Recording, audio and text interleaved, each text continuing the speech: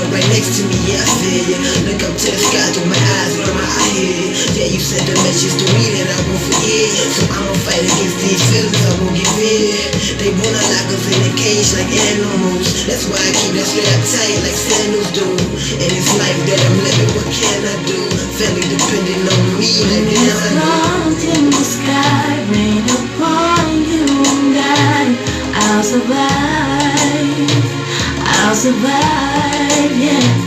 Through the struggles and the pain, Lord, give me umbrellas to face the rain. Kicking stones down the road to nowhere. We at the crossroads, I'm a direction. So they think it's all pain and past, as if I wasn't torn from a crazy past. Imagine being diagnosed with cancer, and all you get is false hope and answers. My brother wearing Pampers, cause a shotgun tore through the pancreas. Uncle Jay turning 63 and gotta do 30 more years before he reached the streets. Tried doing that, man, but William will never see the streets. From a drug case, no murder, no rape, killing or raping nobody. Help me make sense of it. I closed the eyes of my son dying in my arms. I came home from a short span to find my woman in the bed with another man. I should've just opened fire. I got the gasoline, set the whole house on fire. I was thinking of my kids mad, speeding down the highway and had a car crash. My rear broke in 5 different places. I can't breathe, not knowing if I'm gonna make it. I wake up in a wheelchair. I give you one guess, you ain't a room standing there. Yeah, the same ain't got no right here. Crying her eyes out, I can't take her out. Why does God keep falling on me? I lost partner after partner from the drug money, and I thought that I could heal from it. Who gave you the go ahead to deal from me? As if I hadn't been through enough. I told the judge, get my shit already, I'm about to bust. A leprechaun couldn't give me love. I destroy everything I touch. Clouds in the sky, rain upon you and I'll survive, yeah. Through the struggles and the pain, Lord, give me umbrellas to face the rain. Kicking stones down the road to nowhere. We at the crossroads, I'm a direction. It ain't all butter, rice, and pretty silver spoons, and everybody don't really G to the same tune. Shelly pass, walking my shoes, and how soon? 3 boys and I'm raising them, I'm an animal. Veins full of rage, brain full of crazy thoughts. I'm not the one to go to church, but yet I pray a lot. And I ain't never give up, because I gained a lot. My life was hard, kinda rough, so I'm never soft. I'm too blessed to present it, I think I spit it well. I got a dream to do it big, and I'ma do it swell. And I ain't worried about the turtles popping out the shell. Long as I eat and get the whole family fed, and all you haters bye-bye, you gon' left for dead. You see these streets will take you off if you don't use your head. My mama said hard heads catch the wrong end. So now my chest caged in like a bullpen. To give up, just to lose, I'm at it again. I can't do it, it's a choice, I'm choosing my end. And everybody that ain't with me, they pulling my leg to bring me down, and on my life I ain't going again. Imagine waking up chest in the cage, best in the game, so I'm blessed anyways. Ready to the game, so my ex in the way, but I'm higher with my problems, I'm next to the play. Rough life when I was growing up, nothing like y'all having silver spoons and your butter rice. But I still love your moms, I ain't lying. With this money on my mind, I'm a grind till it's time. It's like a spirit right next to me, yeah, I feel ya. Look up to the sky through my eyes, mama, I hear ya. Yeah, you sent the message to me that I won't forget. So I'ma fight against these feelings, I won't give in. They wanna lock us in a cage like animals. That's why I keep that strap tight like sandals do. And it's life that I'm living, what can I do? Family depending on me, like when it's clouds in the sky, rain upon you and I'll survive, yeah. Through the struggles and the pain, Lord, give me umbrellas to face the rain. Kicking stones down the road to nowhere. We at the crossroads, I'm a direction. So they think it's all pain and past, as if I wasn't torn from a crazy past. Imagine being diagnosed with cancer, and all you get is false hope and answers. My brother wearing Pampers, cause a shotgun tore through the pancreas. Uncle Jay turning 63 and gotta do 30 more years before he reached the streets. Tried doing that, man, but William never see the streets. From a drug case, no murder, no without killing or raping nobody. Help me make sense of it. I closed the eyes of my son dying in my arms. I came home from a short span to find my woman in the bed with another man. I should've just opened fire. I got the gasoline, set the whole house on fire. I was thinking of my kids mad, speeding down the highway and had a car crash. My wheels broke in 5 different places. I can't breathe, not knowing if I'm gonna make it. I wake up in a wheelchair. I give you one guess, you ain't a room standing there. Yeah, same thing I know right here. Crying her eyes out, I can't take her out. Why does God keep falling on me? I lost partner after partner from the drug money. And I thought that I could heal from it. Who gave you the go ahead to deal from me? As if I hadn't been through enough. I told the judge, get my seal ready, I'm about to bust. A leprechaun couldn't give me love. I destroy everything I touch. Okay, y'all. Okay, y'all. Okay, y'all. Tonight finna be classic. Tonight finna be classic. Hands down. Let's get it started. Mav Hoffa and Battle Truth. The interview y'all been waiting. Let me tell you something, man. I ain't even prepared for this interview. Y'all see what I was just doing. Mav, come visit the brother. We finna do this. I don't know what. Look. Real cats need to be interviewed by real cats. That's all I'm gonna say. Watch how this go. I don't care. Fight me. Fight me.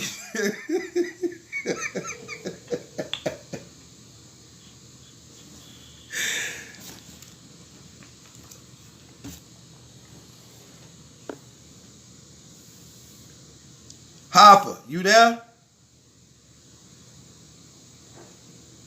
Come on, man. Don't play with me, man. We live, brother. Wait, let me call again, just in case. Let me make sure I dial the right number.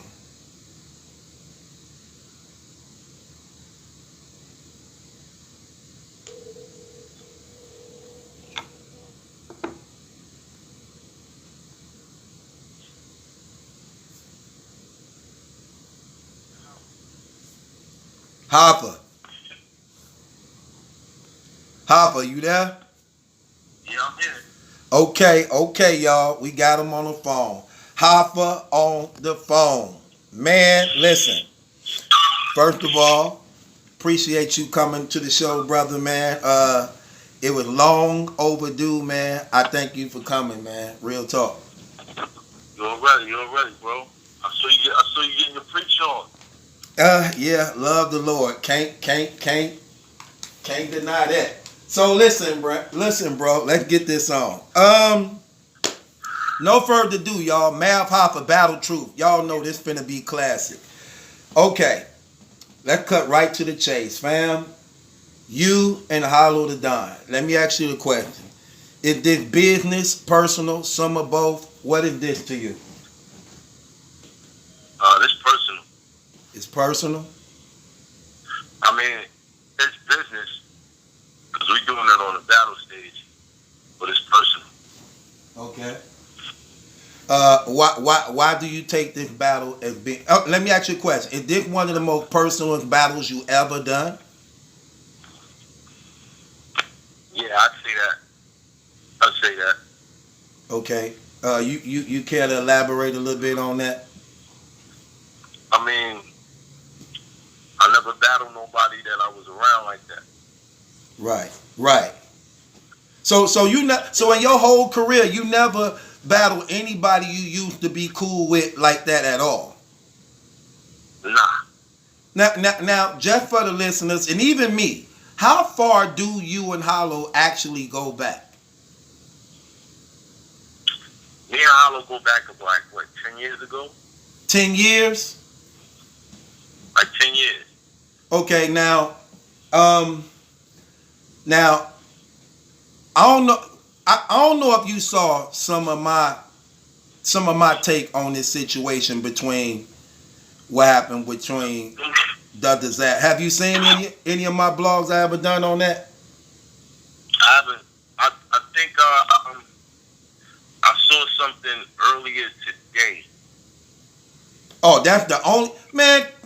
Man, don't play with me, man. That's the only thing you saw. And if we talking about like a while ago, Yeah. when we first, Yeah. I saw that. Yeah, because I talked about this before, and I didn't understand how people didn't understand your situation in this thing. Like, let's just keep it real. Like, even though I'm out the streets, but I still know how the streets operate.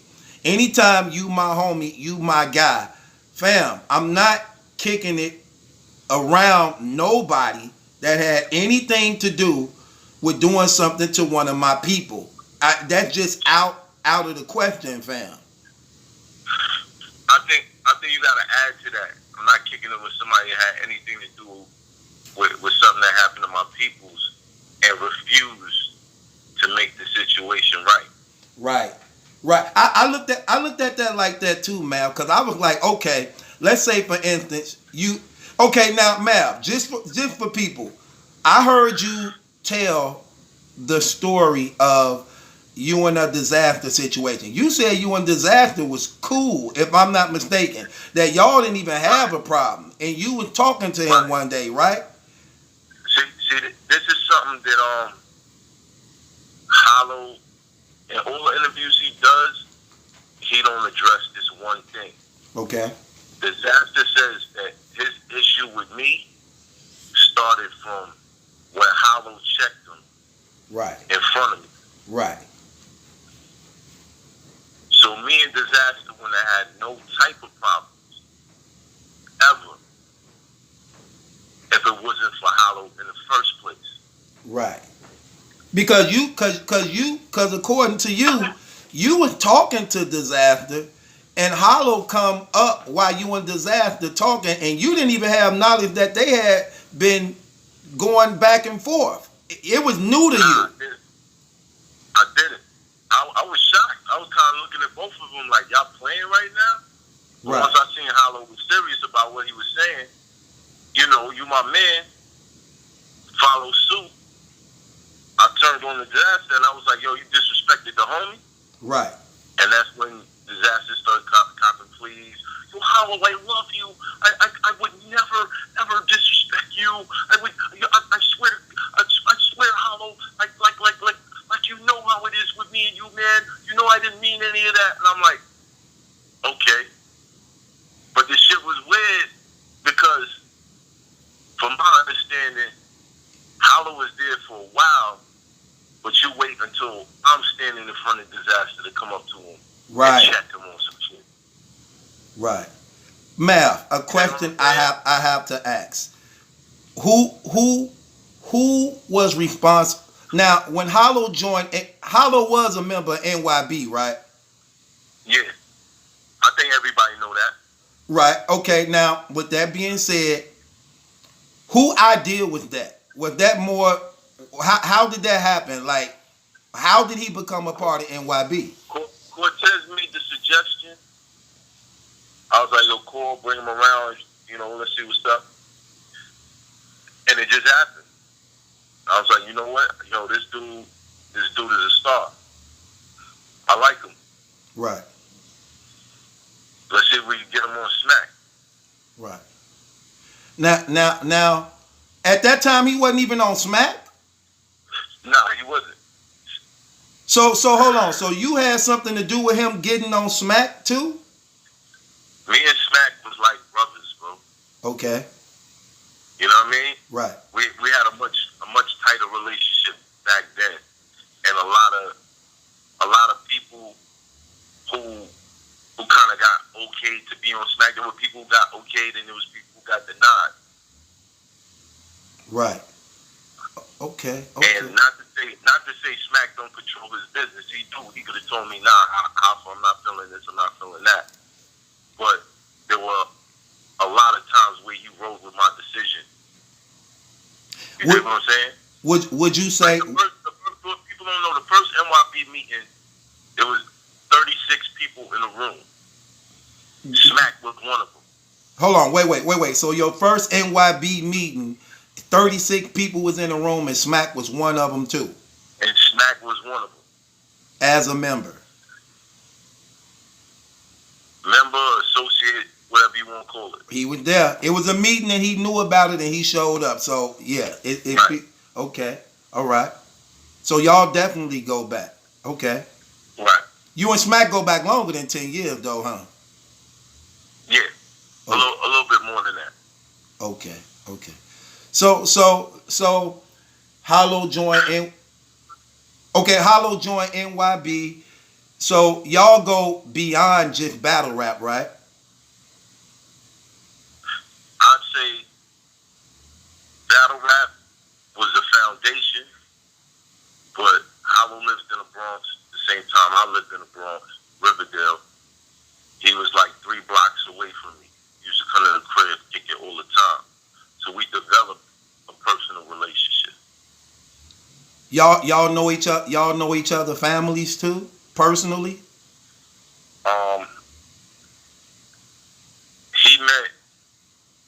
He met my son a couple times. Okay. But other than that, like I met his sister. I never met his moms or nothing like that. But, you know, it was what it was. This the same sister you talking about that you actually looked out with him on? Yeah. Okay. Right. And it was crazy because he actually said out his mouth, I didn't ask you to do that. Like, you don't have to ask your guys to support you when you're going through something like that. That don't make no sense. Some of that stuff just don't make no sense. That's a testimony of what kind of character you have. Right. You dig what I'm saying?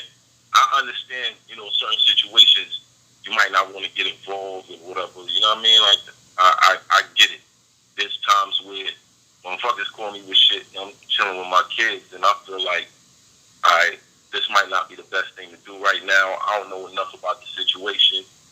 But at the time when that happened, I saw the condition his sister was in. I saw how Hollow felt about it, and I said, I can't let this dude go out there by himself. Right. Now, my thing, Mav, is okay. Like I said, I definitely understand your stance you on. Now, I just want to take this back just a little bit. So, when the disaster thing happened with y'all in California, do you really believe you was set up?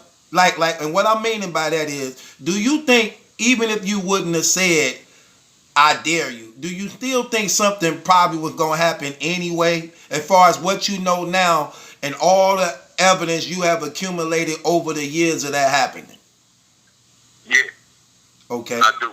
Why you say that? There was a plan. And looking back at it, his peoples was positioned all around me. I didn't think nothing. I walked into the situation blinding myself to what it was because my rapport with Disaster was that he wasn't no real tough guy. You know what I'm saying? And I felt like if anything was to happen, he gotta know that we're gonna cross paths again someday. You know what I mean? Yeah. But before the battle started, I remember Aver turning to me and being like, yo, why this dude standing over here? Ain't he with them? And I was like, yo, son, what you doing behind me? Go on your side with your man. Right. And I looked around and I seen like, okay, the other dude was to the left of me. And I'm like, alright, but I ain't even, you know what I mean? I was like, whatever. Let's just do this battle. But looking back at the situation and seeing how Disaster at that point was dry. He was practically begging me for a battle.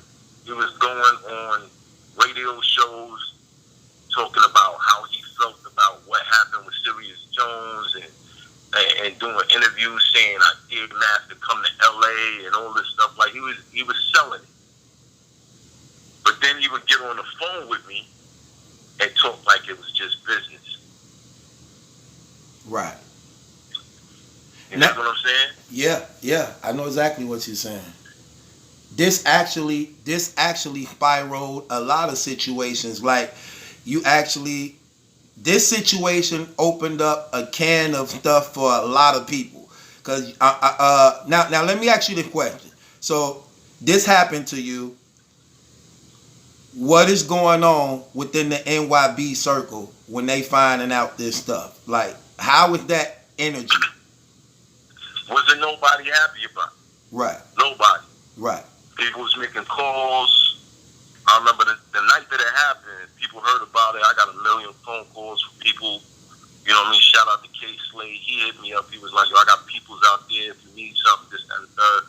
I was like, nah, I'm out here. I'm good. I'm going to get in contact with homie and we're going to work this out before I leave.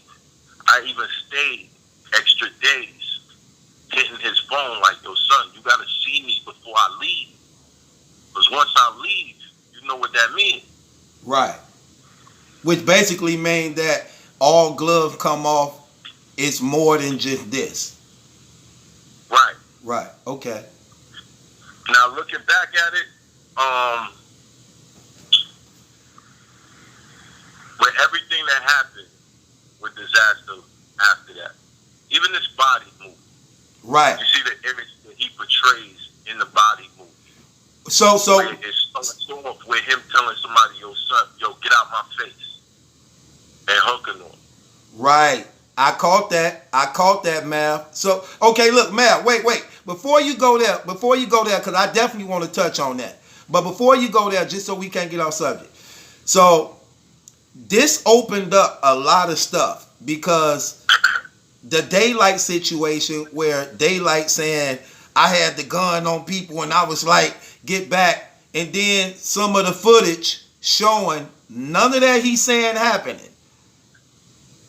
What happens when you find this out and you see the footage not backing up what he telling you? I got a call from Royce the 5'9" and an OG out in Cali. Right. And they asked me, yo,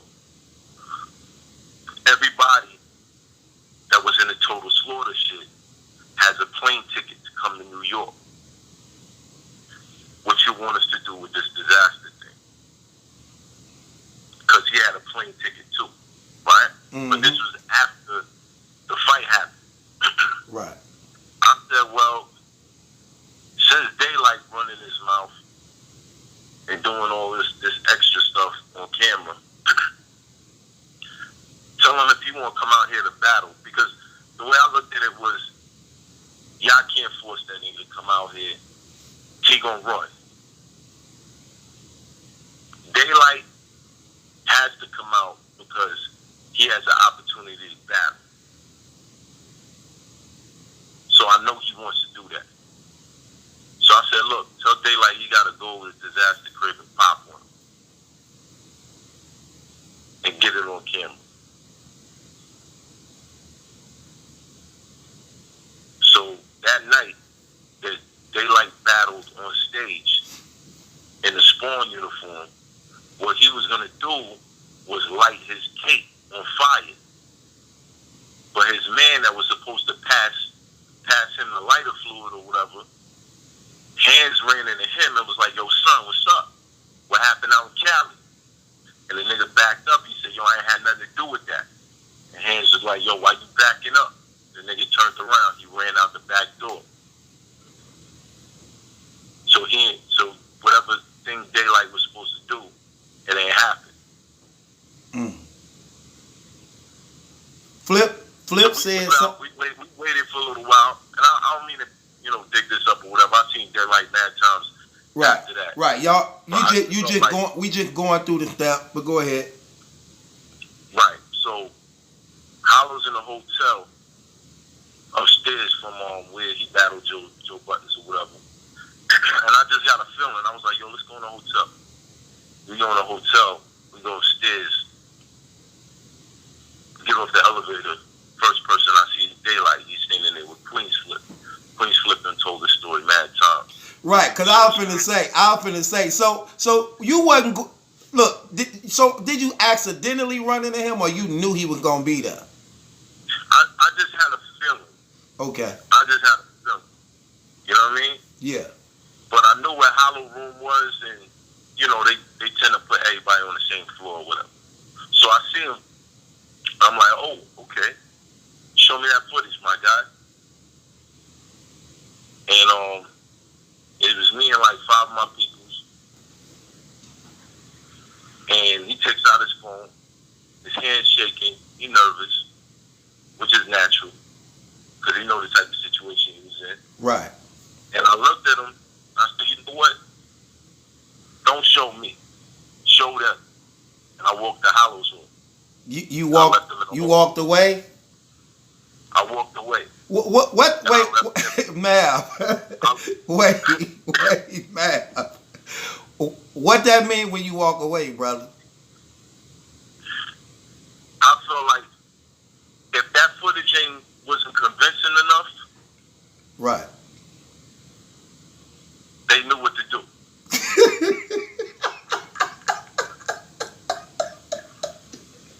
Okay. I ain't want nobody saying, you know, we brought daylight out for this thing, and then you run up on. I was like, nah. I'ma step away. So whatever happened. I wasn't there. Okay, let me ask you a question, man. Did daylight situation have anything to do with him saying what he said out of his mouth about actually trying to help out, or do you believe if he wouldn't have said nothing? I felt like he was using the situation, and for me, like, people will tell you. You can ask Verb, you can ask anybody that was around me after that shit happened. I was laughing. I was upset, but I was laughing because I was like, yo, I can't believe the disaster did this. Right. You know what I mean? Right. The image that he has now was not the image he had before. Right. Right. You know True. True. So I'm laughing like the whole time. I even came back and did a vlog laughing. Walked into the corner store. You know, I seen the Aki. I was like, yo, let me tell you something. When I see your cousin, I'm going to beat his ass. Like, I was just fucking around. You know what I'm saying? Like, right. But I think everybody wanted me to feel a way about it. And the only time that I really started to feel a way about it was when I seen, okay, I did what I did, and I was apologetic. The night that the Jones shit happened, the Doe shit, I wasn't apologetic for because we had a conversation before it all started. Right. And I was like, look, I'm not gonna do this in the face thing. Let's not do that. You know what I mean? Let's be respectable, give each other, you know, the space or whatever, and we good. And he shook my hand on that, and we was good. So when he violated, he knew that he violated, and that was that. Right. The Jones thing, it ain't really have. And I told Jones this to his face, like, yo, what happened that night was not a result of everything that you did. It was other shit going on with me. So I apologize as a man. In his face, at Total Slaughter that day, I told him that. Right. Another situation where he was surrounded, I seen what was going on, I pulled him out the circle and had a man-to-man with him, and I apologized for it. Right. So when it comes to the daylight thing, if he wouldn't have said nothing at all, you wouldn't even care. Nah, I wouldn't have cared. I would have told him, like, if you could get this dude, if you could get Disaster to come to New York, bring him to New York. Right. But because daylight was doing so much, I said, you know what? He's somebody I know needs to come out here. Right. Disaster might be like, yeah, OG, I got you, and then call him back later, like, yo, I broke my leg. I don't think I'm gonna be able to make the flight. He would have came up with something not to come out here. Right. So Mal, another person came up in the clip situation. Now, no, hold on. Before we skip past this, I just want to establish with everybody how I handled these situations and what the difference is. What you mean by what the difference is? The dose situation, Right. I don't think anybody holds me as a fault to that, because if you know the story, and Smack could verify, we spoke before the battle, and I said, yo, let's not do the all up in each other's face thing. Right. And he said, cool, and shook my hand. So once I was rapping, he started doing that, he knew he was in violation. It was what it was. One thing, Mav, I never rock with, like when a lot of people would bring up that Dose battle with you and Dose. But one thing they never say, they always talk about when you hit Dose, but they never spoke about when you was rapping, Dose kept coming in your face and how the brim of his hat hit the bridge of your nose. That's what really pissed you off. Cause you like, come on, fam. And I'm watching it. I'm like, why they never bring that part up? You know what I'm saying? I thought you took a lot of heat for that Dose thing because people wanted to ignore what Dose was doing and just wanted to just put that cloud on you for how you reacted towards what Dose did. I had no problem with the cloud that whoever wanted to put on me, because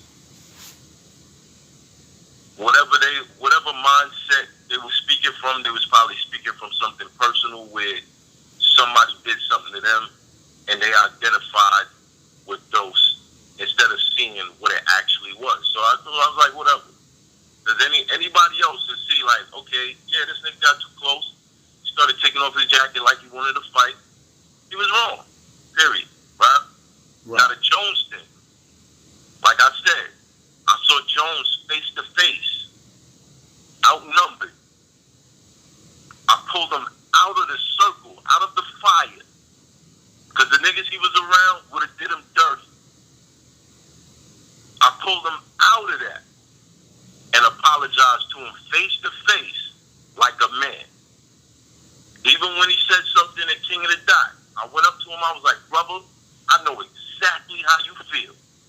So if us going to the parking lot right now is going to make you whole, let's do that.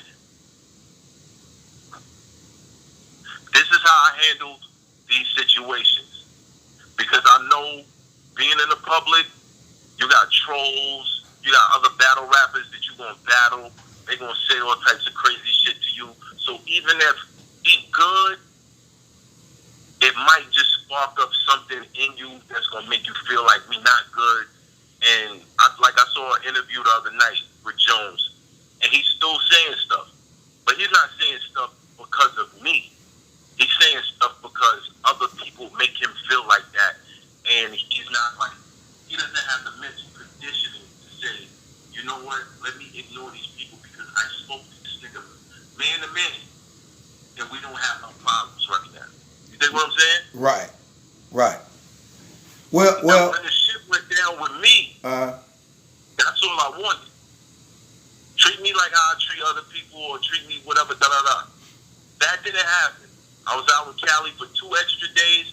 Disaster refused to pull up, even knowing that I was by myself. So Mav, let me ask you a question. So y'all out there, who from New York is out there with you? Nobody. So why was Charlie Clip's name coming up in this? Even in a Lux battle.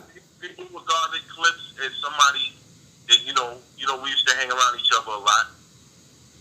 And they thought that, it was what it was. But for the record, I didn't expect nothing out of Charlie. Okay, now let me ask you the question. Even though you didn't expect nothing out of Charlie, but do you think, just to look, like if the shoe was on the other foot, if the shoe was on the other foot, I think everybody know how I carry myself. You think what I'm saying? So would you to help? That's me. I don't look at people like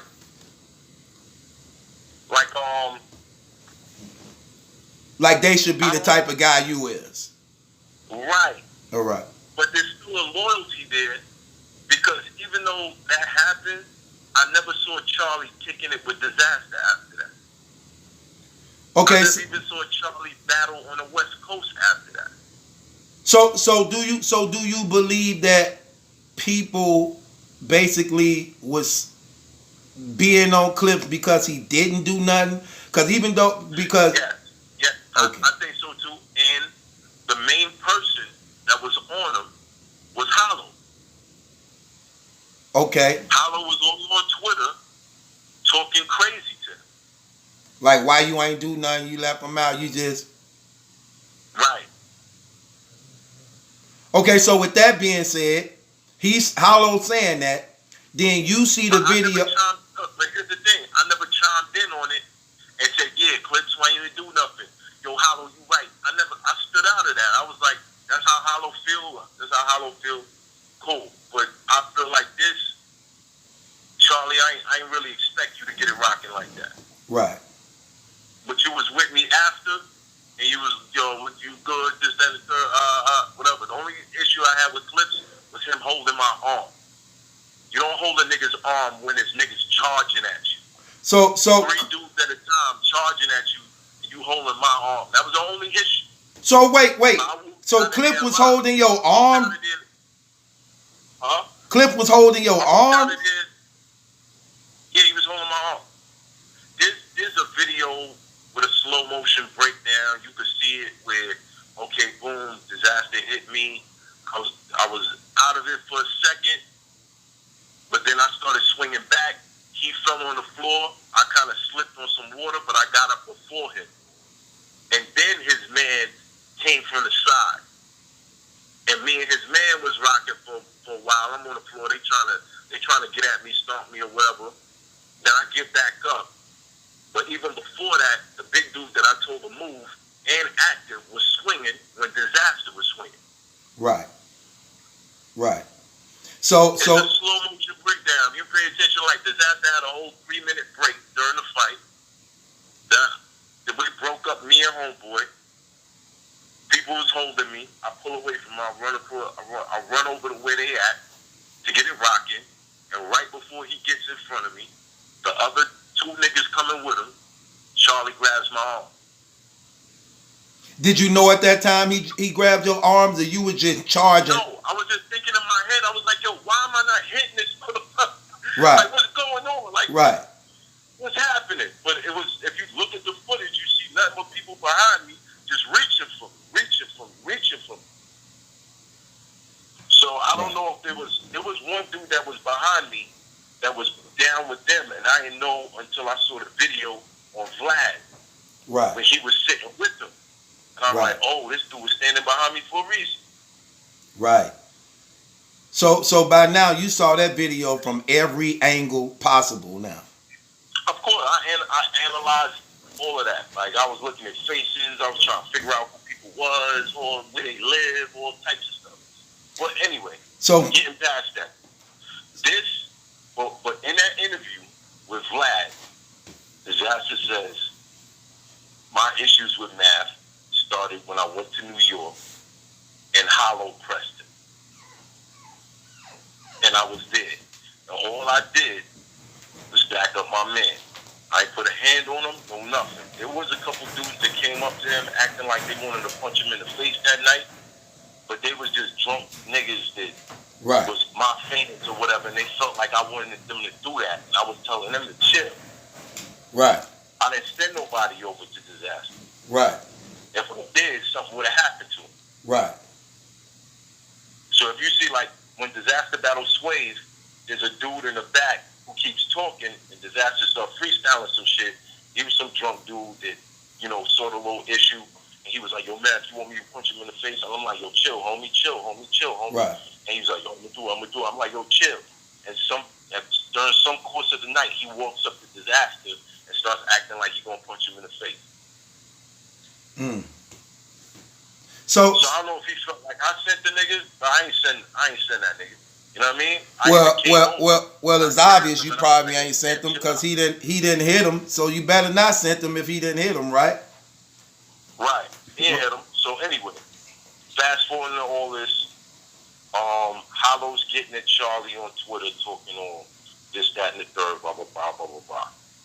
Right. If people really pay attention to what Hollow's doing right now, at first on Angry Fan, it was apologies and I changed my life and this, that, and the third, and I apologize for not saying something to you. But the thing that made me say I can't fuck with you is the convenience of the timing that you're saying that you changed your life, and the lack of evidence of other signs that show that you changed your life. Right. You still hang around street niggas. You still hang around niggas who got problems with me, but you changed your life and you stopped messing with me. Right. You feel what I'm saying? Yeah. Meanwhile, if I really wanted to be like really Hollow, I could just read my text messages and be like, you text me here, you text me here, you text me here, you call me here, you call me here, you call me here, call me. At what point did you create a distance, Hollow? Besides moving the floor. Right. So Mav, when you see the video with him in the video with Crack City and them, the guys who allegedly in this thing with, somebody sent you that? Say it again? When you see the video with him in there with Crack City and they laughing about what they did and everything and he chilling, did somebody send you the video? How did you get, how you find out? A bunch of fans started DMing me Right. a picture of Hollow with Disaster with all question marks. Right. All of them said the same shit. All question marks, all question marks, all Right. question marks. At this time, is Hollow NYB? I don't know what time Hollow stopped being NY, to Okay. be honest. Okay. Because if you look at when I battled Arsenal, Hollow's there. When I battled Dose the second time, you can hear Hollow in the background. Mm-hmm. Total Slaughter, Hollow. You see the picture of all of us in the hotel room with Hollow. Right. So it's like, it's fuzzy. Like, okay, my nigga, like, you did? But I understand what he's doing. He's doing that for the perception of it. Because it's crazy. Right. Your whole career, you yell loyalty over money. You do something that's obviously against what you say that you stand for. Right. Now you're trying to change the definition of it and do all Right. types of like, Right. you're doing too much. Right. Now it's loyalty to myself rather than loyalty, because loyalty over money, that whole thing, man, I'm loyal to something else and money won't come between it. You get what I'm saying? First of all, loyalty is something you have to something outside of yourself. Right. Right. What he's talking about, and in the terms that you would use that in, is self-preservation. Right. Like, if we all in the car, somebody did a crime and we get locked up, I'm going to tell on him. That's self-preservation. So I don't go to jail. You know what I mean? Right. That ain't, I'm loyal to my, that just sounds ridiculous. Right. It sounds ridiculous. Well, it definitely is, and like you said, you said everything I said. It's different branding now when it's when it goes against what he said in the beginning. Now, Mal, answer the question. What's the difference between Cortez and Hollow the Don in that disaster situation? What's the difference? The difference is what happened with Cortez. He got on the card, and at first I was like, "Yo, cool, for real." And he was like, "Yo, Mav, like, you know, I gotta eat, my nigga. Like, it's surrounded. You know, we gotta take care of kids. Da da da." I was like, "All right, just be careful out there, cause you know how I look." Right. So it was like, "All right, got you." Now, I don't know if people know or not, but all battle rappers don't like, when you do a battle out of town, the league usually has like a van all the battle rappers and takes them to the venue, unless you got your own ride. But for the security of the event and timing, they like to have everybody ride in the van. Like they'll say, okay, you going up first, you going up second, you going da da da da da. So we're gonna get all of y'all in the van at this time. The rest of y'all come down, da da da. King of the Dot does this all the time. All the time. Right. So when Cortez got in the joint, and then disaster came down, this was exactly what I was telling him beforehand. I was like, yo, this is gonna look crazy. Right. But the difference is, Cortez called me and told me all this shit ahead of time. We had our little discrepancy about it. We spoke about it. We got past it. Boom. So whatever footage or whatever that came out later, I knew about the shit when it happened. Right.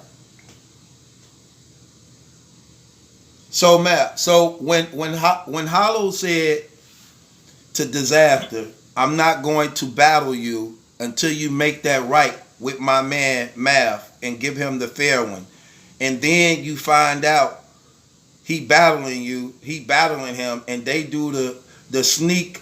They sneak. First of all, Hollow and Disaster, two of the biggest names in battle rap. When you do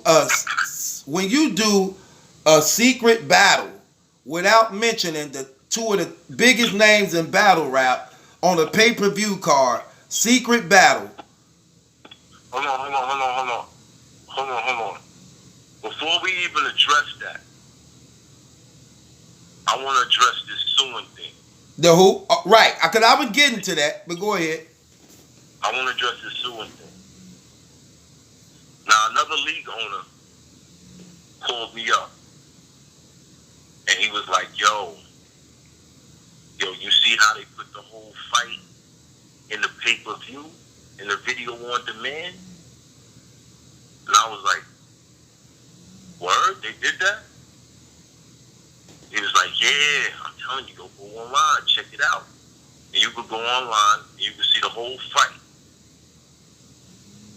through the camera, but not the whole fight, but the beginning of the fight, through the same camera that filmed the battle. Right. They was like, yo, that's a violation. That's a violation. You should get some bread out of them, this, that, and the third. You should do this, do this, do that, do this, do that. So I said, all right, this is what I'm going to do. I went, I hollered at a lawyer. I never paid a retainer fee. I just told him to hit them up. I had no intentions of ever suing these niggas. Once he hit them up, then they started calling my phone like, yo, we gonna give you this amount of bread. And that was the whole plan. Right. Well, ain't no court dates or nothing like that. That was the whole plan. Well, and if I'd have got the money that I wanted, something bad would have happened. So God was like, nah, I'm not gonna let this happen. Well, first of all, I wouldn't have seen nothing wrong with it anyway, man. Because first of all, if it's me, I think everybody involved except for me. You get what I'm saying? I think everybody involved. If it's me, so even if you was to do that, bro. After I had a couple conversations with Organic, like it just was what it was. I was like, I don't got no real intentions of doing nothing, but I'm gonna psych y'all niggas out to get this paper out of you. And that's what I did. Ain't nobody get sued. Like, if I did sue these niggas, why would they turn around and book me? Right. Because Hollow. All last year. And the year before. Right. Why would you book a nigga that did that to you? Right. Because Hollow definitely, he definitely going to use that angle. He bought it up in y'all face off. So I don't care if he use it or not, because I've come to the realization that the only thing Hollow can do in this battle is lie. Right. Well, basically, When you see the whole rebuttal. face-off, when you see the whole face-off, you're going to see how ridiculous he gets with the lies. And I'm just sitting there in shock, like, yo, Hollow, you just going to lie? Like, that's what you going to do? You just going to lie, my nigga? Right. And he's sitting there like, oh, maybe you don't remember. Maybe you don't remember. And I'm like, nah, nigga, you lying. That's it. I didn't He's like. not looking at me. But wait, hold on. Here's the thing, though. He's not looking at me when he says, maybe you don't remember. He's looking at Rain. Right. You feel what I'm saying? Right. I don't. Like, I'm not trying to sell it to you, man. I'm trying to sell it to her. Because maybe she'll believe me. I know you know this is bullshit. I don't like the fact. She can't believe me because I'm Hollow the Dawn. You know what I'm saying? I don't like the fact, Mav, that he tried to make it seem as though he had to eat when, first of all, you Hollow. Your money don't change. Regardless to who you battle, you have a set price of who you battle. You don't, Disaster don't give you a shot. You give him a shot. The crazy thing. Here's the thing. Again, and this is so fun. Before the Disaster battle that I had, he was ice cold, fading out, right? Who was ice cold? Which one you talking about? That Okay.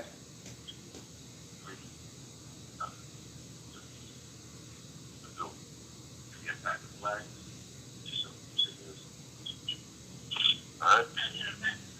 Yes, yeah. Right. Oh. Look, right? Okay.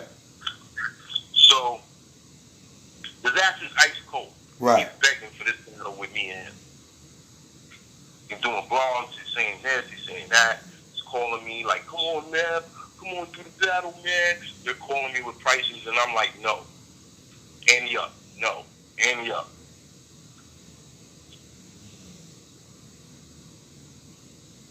So, me beating him in that battle, which if he never swung, that would have been the news from that night. Biz lost again. Right. Back to being ice cold. Right. Well, Before we battled Hollow, it was the same situation. Yeah, you got Cassidy. Yeah, you battled a bunch of people on King of the Dot after that, and you lost every single one of them. you know what's crazy though, Mav? I don't know if you paid attention to the details of the Disaster and Hollow battle, but do you see how they was treating Hollow on that stage? He tried to get off that stage like 3 times. They didn't let him get off. Disaster got the pressure on him, telling him, no, you gonna stay here. You gonna all this he doing. I peeped all that. Listen. We gonna run this down. I peeped all that. So this nigga's ice cold. Hollow's talking about, yo, you gotta make it right with my man, this and the third. He went out there. I don't know if them niggas pressured him, they hung him off a balcony. I don't know what happened. He talking about they friends or whatever.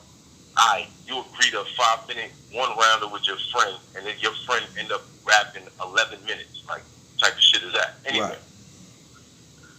He was ice cold, and I told Hollow, don't battle that nigga. He's gonna fade the fuck out.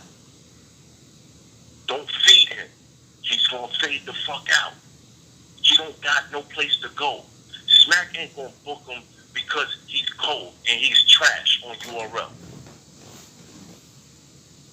Don't battle that nigga. He was like, but they offering me this, that. I was like, so you figure out what you're gonna do with it. I'm gonna tell him he gotta make it right with you before we battle. In my mind, I'm like, he's never gonna do that, Hollow. Because you're just gonna be rapping about him getting his ass whooped the whole fucking battle. Like, he's not gonna do that. You know what I'm saying? So I don't know what happened or what changed, because at that time, that's when the distance started.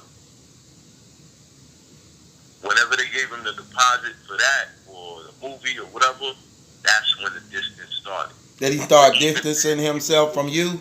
Right. And Okay. that's when it wasn't about no, oh, this happened, and you know, he put a gun in my head, and then he was shooting at my friends. It wasn't none of that. It wasn't none of that. Right. That's when that shit happened. And to be honest, I started distancing myself first because I peeped it. I was like, Hollow's the weak link. They gonna get him. They gonna get him. What did you see that made you peep that? What did you see? I realized Hollow was the weak link when I saw him walking up to me, soaking wet, with one shoe on. When he jumped in Coney Island? Right. Okay. I was still cool with him, but I knew he wasn't about that pressure from then. I was like, okay. All this shit went down. I know how it went down. I know this and the third. Wasn't nobody after you, Hollow. Why you the only one that ran 2 blocks and jumped in the water, my nigga? Like, why? Anyway. He trying to avoid getting killed and almost killed himself. Hey, I guess he could swim because he jumped in something that was higher than him. Right. Whatever, right? So when I saw the picture of them two together, I was like, yeah, I know where this is going. Let me distance myself. He could tell you he distanced himself if he wants to. But that was the moment when it was like, okay, let me back up off this dude. And he's like, yo, my bad. I'm like, Hollow, they're fucking using you. Look at this fucking blog, bro. They used you, bro. They are doing this interview with you in the background on fucking purpose. And you're standing there in the background smiling, looking like a clown. Then Right. what happens?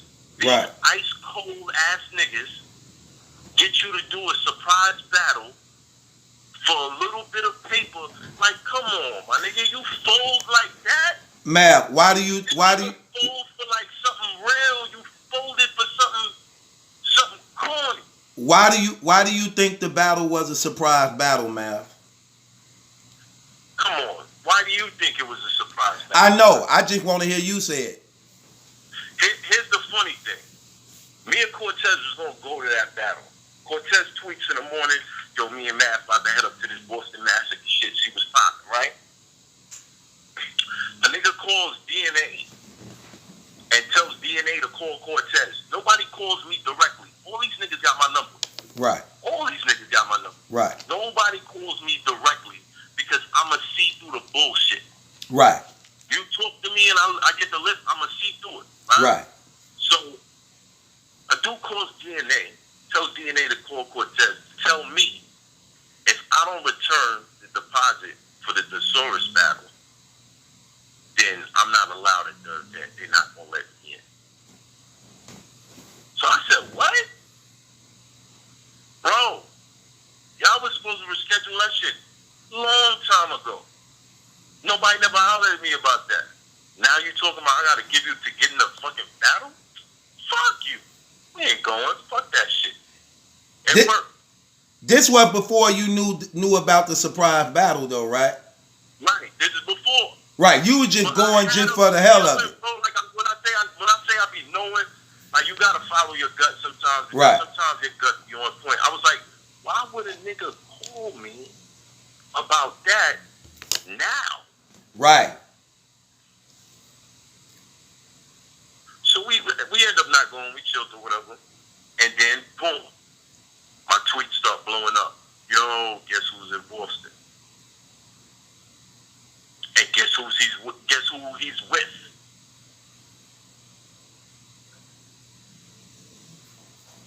Now you can't tell me. Forget you did the battle. You can't tell me that Hollow didn't know that they called and lied to me to protect the situation. Right. Right, definitely. So when you find this out, what's going through your head, man? When you like, so man, that's why they called. I'm laughing. I'm laughing because I was like, yo, I knew they was gonna get this. I knew they was gonna get this weak ass nigga, man. I knew it. I knew it. And then when I see the match and I see what they doing, I'm like, alright, let me just accept the fact that this dude is just like, he's like a rag doll. You can just grab him and move him. Yeah, because they were treating him in that venue. They were treating him. I was looking like, that's crazy. Yeah, you hollow the Don, but you're not a Don, and you are hollow. So motherfuckers is just ragdolling you and just using you. Cool, alright, cool. Niggas using you, guess what? I'ma use you now too. I start going in the campaign. I'm ignoring disaster at this point. I see him in Houston. I did the same thing that they did. Put a little bit of pressure on him, and boom, here we are. Ma'am, why do you really want the battle? Why do you really want the battle? For me, it's like, one, I'm not stupid. I know this is a big match. Right. I know it's a big match. Right. You think they're one of the biggest battles ever in your career? One of the biggest. Mm-hmm. Or if the biggest. One of the biggest, not the biggest. You know they consider him the GOAT. They call him the GOAT. They call a lot of people the GOAT, bro. Okay. I see posts about niggas calling quantum physics the GOAT, bro. Like, come on. No, but I'm just saying, a lot of people consider him that. I understand he has a status. Right. But his status comes from associating with names that was bigger than his. Right. Okay. And that rose him up. All he had to do was just show up prepared. Put on a show. Okay. But the status doesn't come from, I battled a lot of people on my level and now I'm the GOAT. It's more of, I kept reaching for people higher than me. Right. And it made sense. It worked out for him. Right? Right. So. Why you want the battle? Why did you want this battle so bad? There's something that's not right about this dude. And when people put him on such a level, the rapper side of me is like, I just want to kick his ass lyrically and show this motherfucker that you was a lot of hype. You nice. I'm gonna give it to you. You nice. But there's certain things you don't got that you can't fuck with me on. You can't fuck with me when I get into a certain mode. A lot of the battles y'all been seeing from me is unmotivated battles. Shit I wrote 2 days before, this, that, and the third. Like, I apologize to my fans, but nigga, I just been crashing through this shit. I haven't had the motivation. This is a different situation. And it's something I really want to address about people like him. There's a lot of things that y'all don't know about this guy. And right. It's not like I'm going to get up there and I'm going to just tell all his personal business. Nah, I'm going to tell you how I feel. I'm going to rap. There's going to be bars. Then I'm going to do a little extra. I'm going to tell you something real, Mav. I don't think nobody in battle rap want to see this battle expecting any bars. I believe this battle is personal. It's personal on every level. And this is one of the reasons, Mav, why you are one of the most feared battle rappers in battle rap. Let me tell you why. Let me tell you why Surf won't battle you, why Mook won't battle you, why you duck so much. Matter of fact, do you know why you duck so much? Do you know why they duck you so much? On any given night, I could take any one of these niggas out. But is that your reason of why you believe they duck you so much? I mean, you tell me, Battle Truth, because I'm not trying to say it. I'm gonna tell you why. I'm not gonna let you know, like, a lot of shit they rap about. They know that shit that I do. You know what I'm saying? Like, I'm not gonna go there. But I'm gonna tell you. First of all, I'm gonna tell you exactly why you one of the most feared battle rappers in battle rap. No matter, look, people, these big battle rappers like Surf and Mook them, they need the excuse for when you don't do good to justify not battling you because of this. First of all, they can't G-check you, so that's out the window. Second of all, from what I know, this is where you got your fame at in battle rap. And only 3 of y'all do this. You and one of the forefathers of when it comes to personal bars. Nobody do personal bars better than you, Verb, and Lux. When it comes to personals, y'all the kings and master of that. And I believe because of your street ties and what you know about people' personal lives that you always seem to bring up when you battle battles that mean something to you, people don't want that information out there like that. And I believe that's why you one of the most feared, and a lot of people are threatened to battle rap against you because how powerful and effective you are when it comes to exposing battle rappers. And why I believe this battle with you and Hollow is going to be one of the greatest maths I believe we going to ever see, because what you know and how you structure and angle your personals, they be crazy, fam. I will say that. I appreciate that. You don't think there's any truth to that? I think there's a lot of truth to that. It's been a long time since I battled somebody that I could feel that way about. You know what I mean? Right. So yeah. Cause that's what, look, Mav, that's what you do. Your whole career, look, at one time you was the face of the URL, bro. Even though you did the dope thing, they was using that footage as a marketing tool to draw people to watch Smack, and a lot of people was subscribing behind what you did on the URL. And at that point, when the Midwest movement was going up against the East Coast, you was like one of the #1 dudes leading that rush, regardless to what anybody say. That was a fact. You get what I'm saying? And with that being said, your whole career of what the battle rap fans liked you for, it wasn't only because we knew you were probably one of the most stand-up street dudes in the game, but when you rap to people and you began to expose them and break them down and strip them of their armor, it made them look bad out there, fam. Real talk. Real talk. And that's why Surf ain't gonna battle you. That's why Mook not gonna battle you. I mean, what are you gonna say? What are you gonna say? Here's the thing. I dig that. And I really understood the power of that when I spit that 3rd round versus Disaster. And I saw how flustered he was. That was one of them. Right. Oh, I saw T-Rex eyes water up while I was spitting. Right. That 3rd round. I get it. But at the end of the day, I'm a rapper too. So for me, I feel like I have to incorporate certain things so motherfuckers don't just say math can't kill you if you don't know you. You dig what I'm saying? Yeah.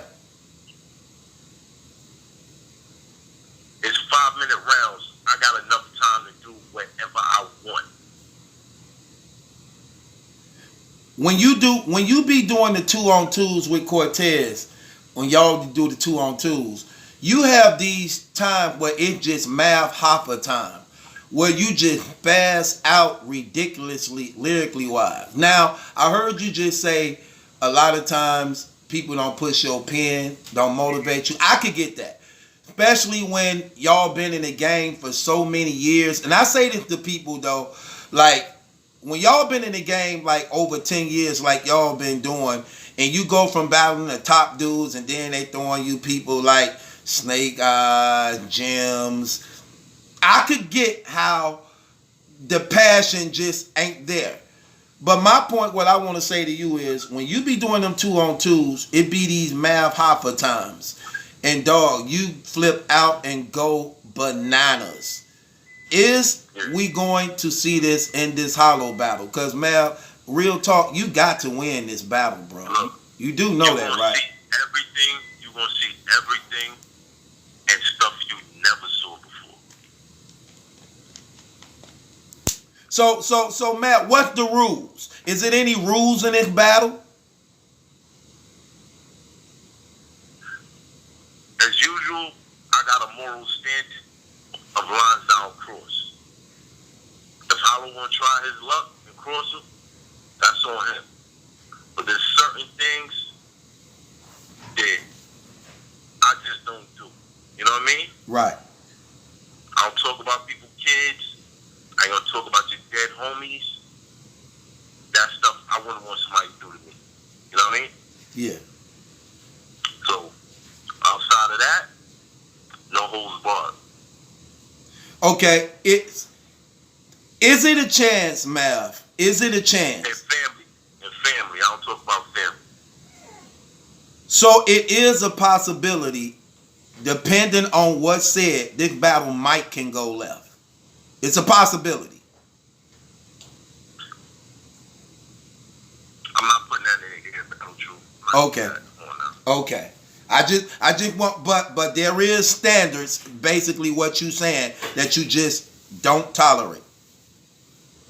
Right. Okay. Now, ARP said, no, Disaster came out and blasted ARP a little bit during the Verb and Lux thing, and he mentioned they were trying to do a You and Disaster Part 2 until, hear the rest of my question, Matt, until he heard on your Pac Juice some diss or subliminal shots towards Disaster. Now, it's a two-way question. First of all, was that true? And second of all, was you ever considering doing that rematch? Yes, I would. At the time, that battle was supposed to be on the Mook and Verb card. Now, you can say what you want about Mook, you say what you want about Verb, their legends, Mount Rushmore status, all that, goats, all that. If me and Disaster would have popped up on that card, we would have been the new headline.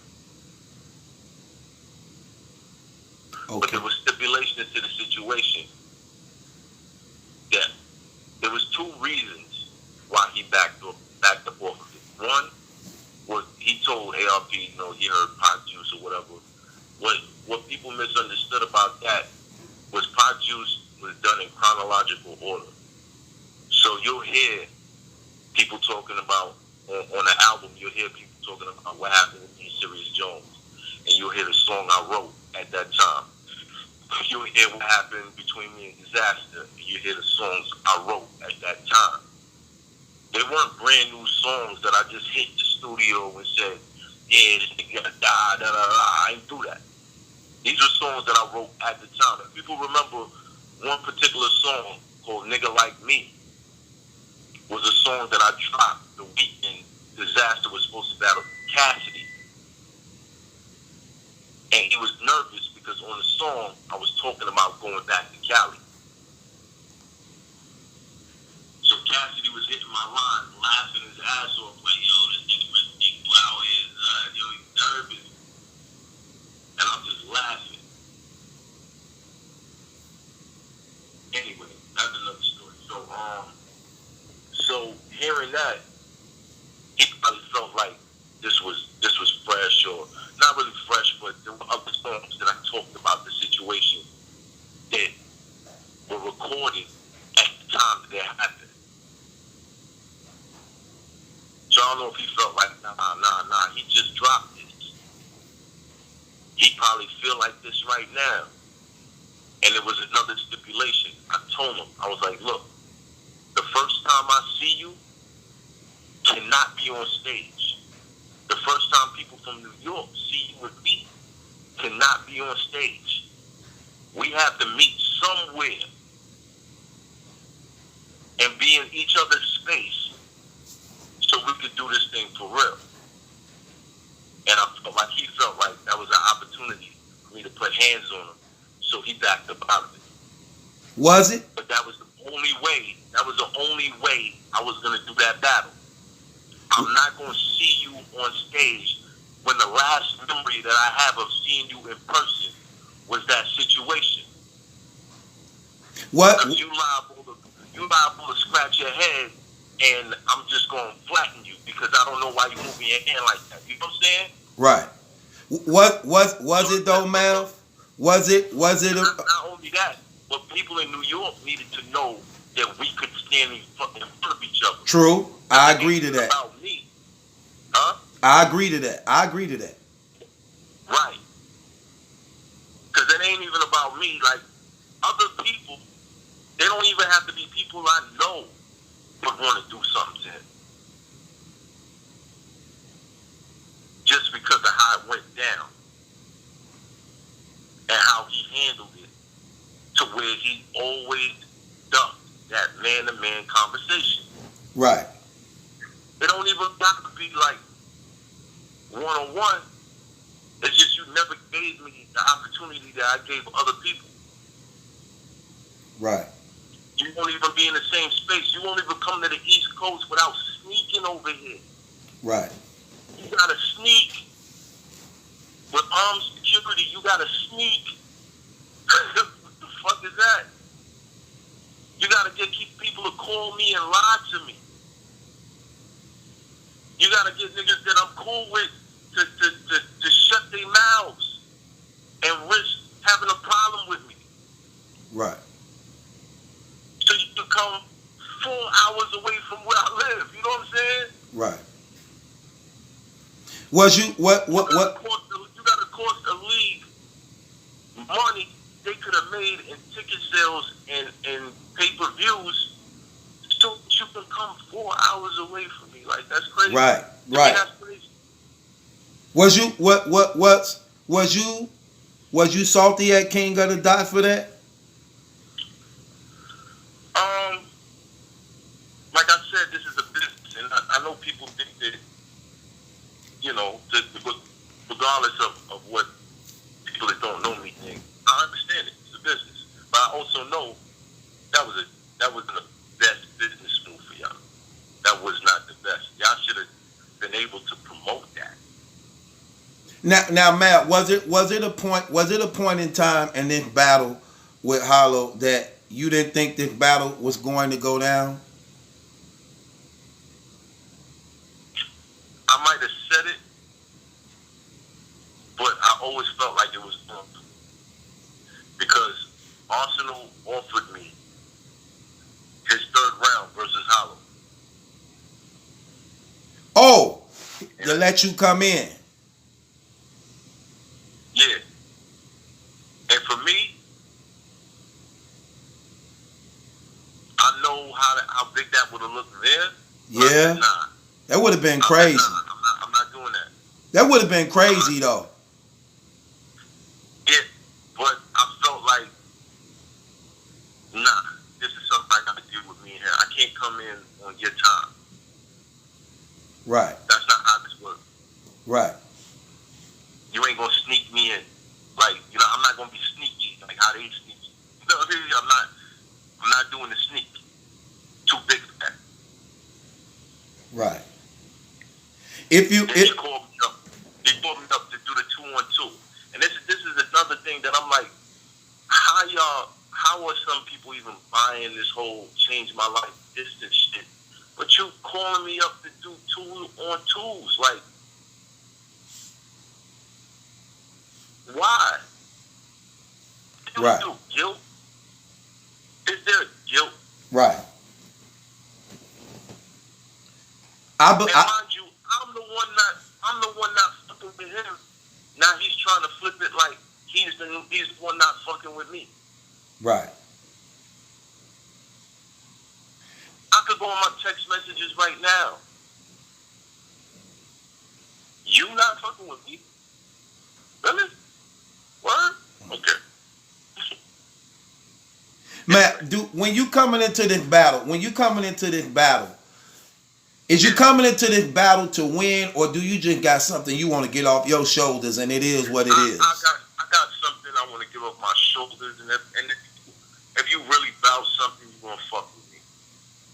That's all I gotta say. Do you? At the end of the day, there's niggas that, as long as Hollow spit all his rounds, there's gonna be somebody that's gonna feel like, yo, Hollow got that. I don't care about all that personal shit. No, personals matter. This battle is gonna show. I said this battle is gonna show what type of nigga you are. Fam, let me tell. Watch that. It's gonna show what type of nigga you are, what you fuck with. Let me tell you something real. Personals matter in battle rap, especially depending on who do it. We saw what Personals did. Nobody didn't think Goods was gonna be even match up to Tay Rock. But how did he do it? He used real stuff against Tay Rock gun bar stuff. And you see how that turned out. That real stuff gonna always stand out. Always stand out over bars. Especially when it's said by somebody who people respect and know is about the things that they saying. But Battle Truth, here's the thing. There's people that feel like Tay Rock won that. Right. But I'm just saying overall, Goods was supposed to been blew out. You know what I'm saying? He didn't even supposed to be in the conversation of even making it debatable, or even a lot of people saying he won because of what he said. So that real stuff gonna always stand out. You know what I'm saying? But this been one thing that always been your signature move. That's your signature move, fam. Your signature move is how you come with that real stuff and break people down. And the crazy thing about it, you make it sound so believable that even if you saying something about a person, people don't think you lying. Which remind me, do you do fake personals?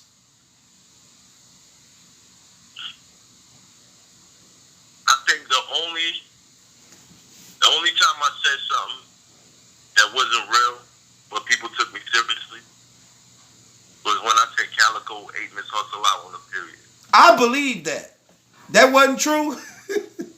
I thought that was reason. Hold on. It was. I can't revisit that just out of respect for Miss Hustle, but man, it's all I gotta say is it's just funny, man. It was just a little funny situation about something that actually happened. right. But I don't know if he actually ate it. That's all I can say.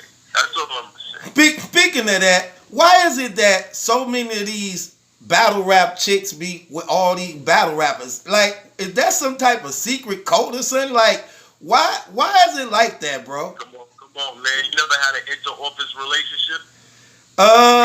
Yeah, because I'm in the studio, so I knocked down.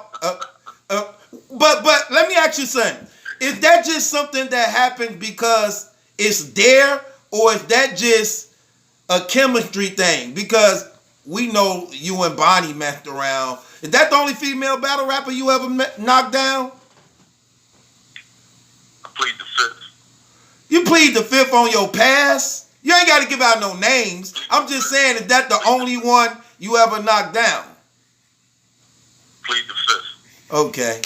Well, you said I could say whatever I want, brother. I didn't think I was going to say whatever with you, my nigga. I didn't say that. I didn't think I was going to answer it. You can ask me anything. I don't mean I'm going to answer it. Okay. Are you in a relationship right now? Nah, single. Oh, so you single? Right. So, brother, you can talk about this stuff. Nah, I just don't. Nah, I don't. You know what I mean? Like, I think the Bonnie situation, like, to be honest, like, we was really, like, just exclusive for a week.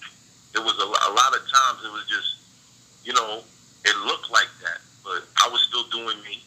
And I guess on certain occasions she was still doing her. But it looked like that to the public.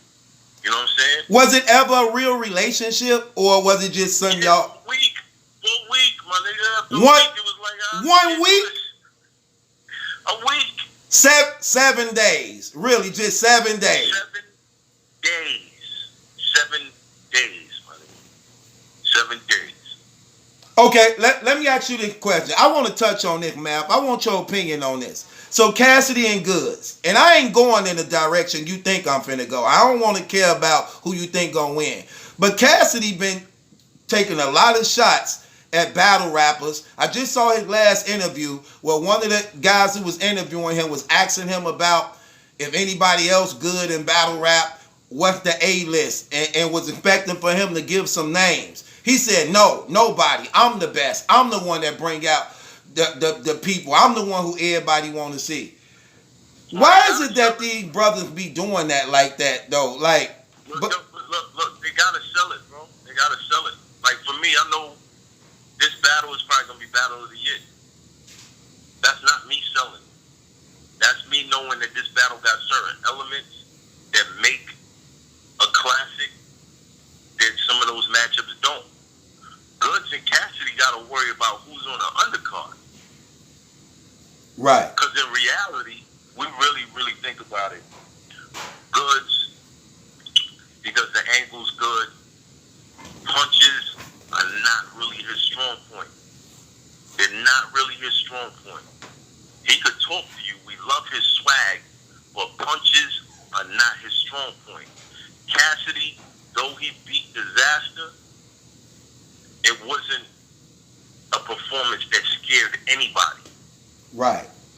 I think if he would have went against anybody black, he would have died that night. But go ahead. All right, so now let's consider this. Whoever else is on that card could dull that matchup.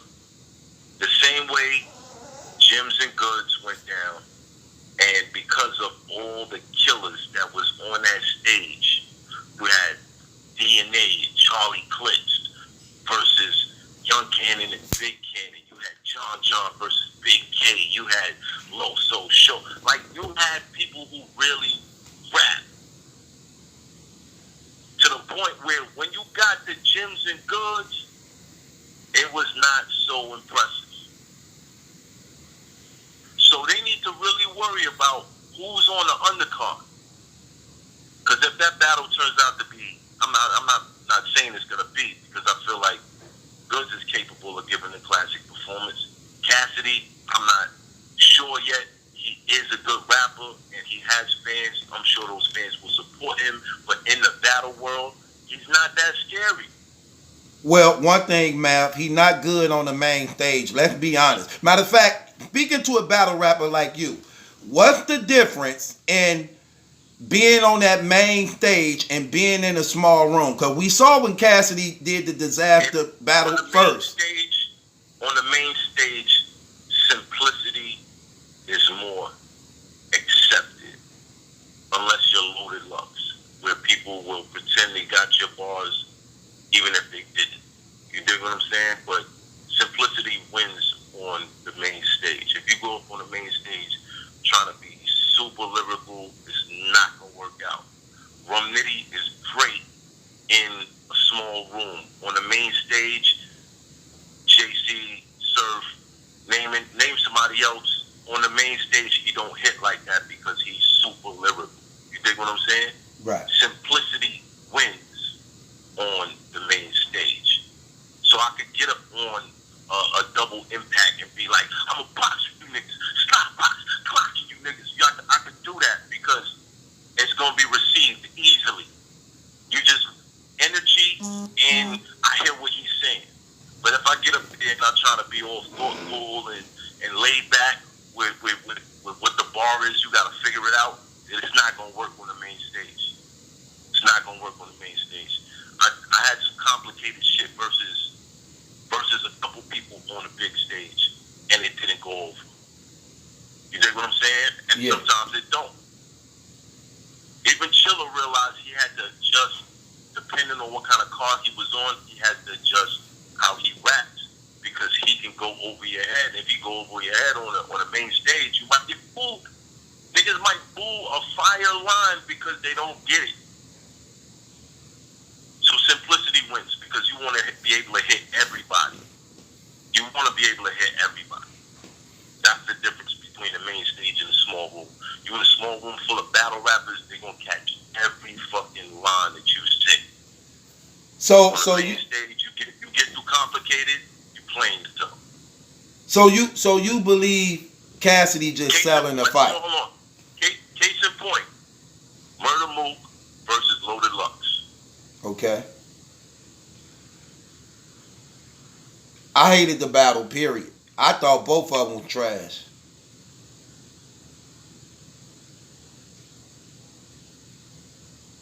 You hear me, man? You said what? I thought both of them was trash. Nah, but okay, in Arsenal, Big T. We know Arsenal is not the complicated bar guy. It seemed like he 30 Big T that day. Because he had energy and his shit was simple. Everybody could get it. Right. Murder Mook, same thing. He had energy, his shit was simple.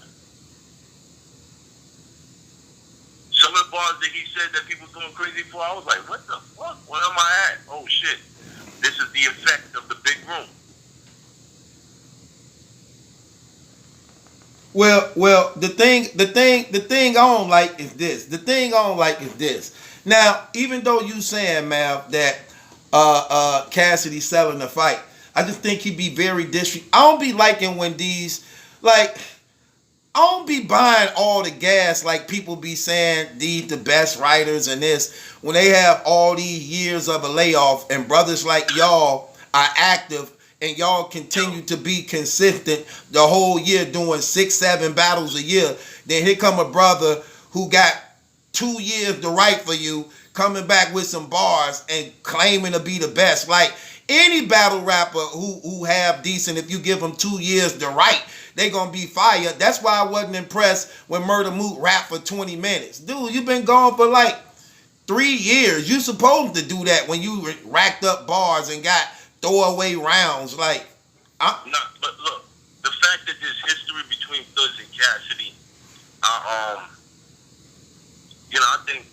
think that it's gonna be a good matchup. I'm just saying they gotta be careful what kind of monsters they put on that stage before them. you call that history? I call that a little history. You know what I'm saying? Like it's not like they haven't had words before. Yeah, I heard an interview where they had words. Yeah. You know what I mean? So Yeah. you know what I mean? I'm looking forward to that. I'm looking forward to Verb and Lux, but I do feel like those battles don't have the same type of elements that me and Hollow. I definitely put you and Hollow up there with Verb and Hollow. I believe it got that magnitude to it. I really believe that it got that magnitude to it. Now, are you done with your rounds yet, or are you still writing? I don't stop writing until the day of the battle. Right. So you just keep. So how do the rules go for the? I can let you know I'm way at. The framework is done already. I'm just swapping in and swapping out at this point. Is this you in the comments talking to the people saying you got a throwaway round, brother?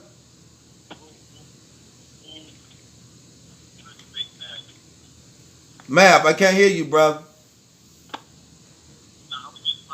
I just typed. Right. Who's this big man? Dude with the Ichigo Hafasaki, that's not me. That's not. Oh, that's a fake dude. Yeah. I hate when people do that. There's so many fake battle truths. It ain't funny, man. I thought that was you, brother. So look. So Map. So check this out. So the battle going down. How do NYB feel about this battle going down? Like, how do they feel about that? You gotta ask them. I gotta ask. You be around them. Y'all ain't talking. You gotta ask them. Like I said, it's been years, bro. Sometimes people fall out, this, that, and the third. I know who's gonna be there on my side, and I know who's gonna stay out of it. You know what I mean? Yeah. Okay. So do you think? Okay. So when you come to the battle, you definitely bringing some of them with you. Are you expecting any of them to be also on Hollow Corner? No. Okay.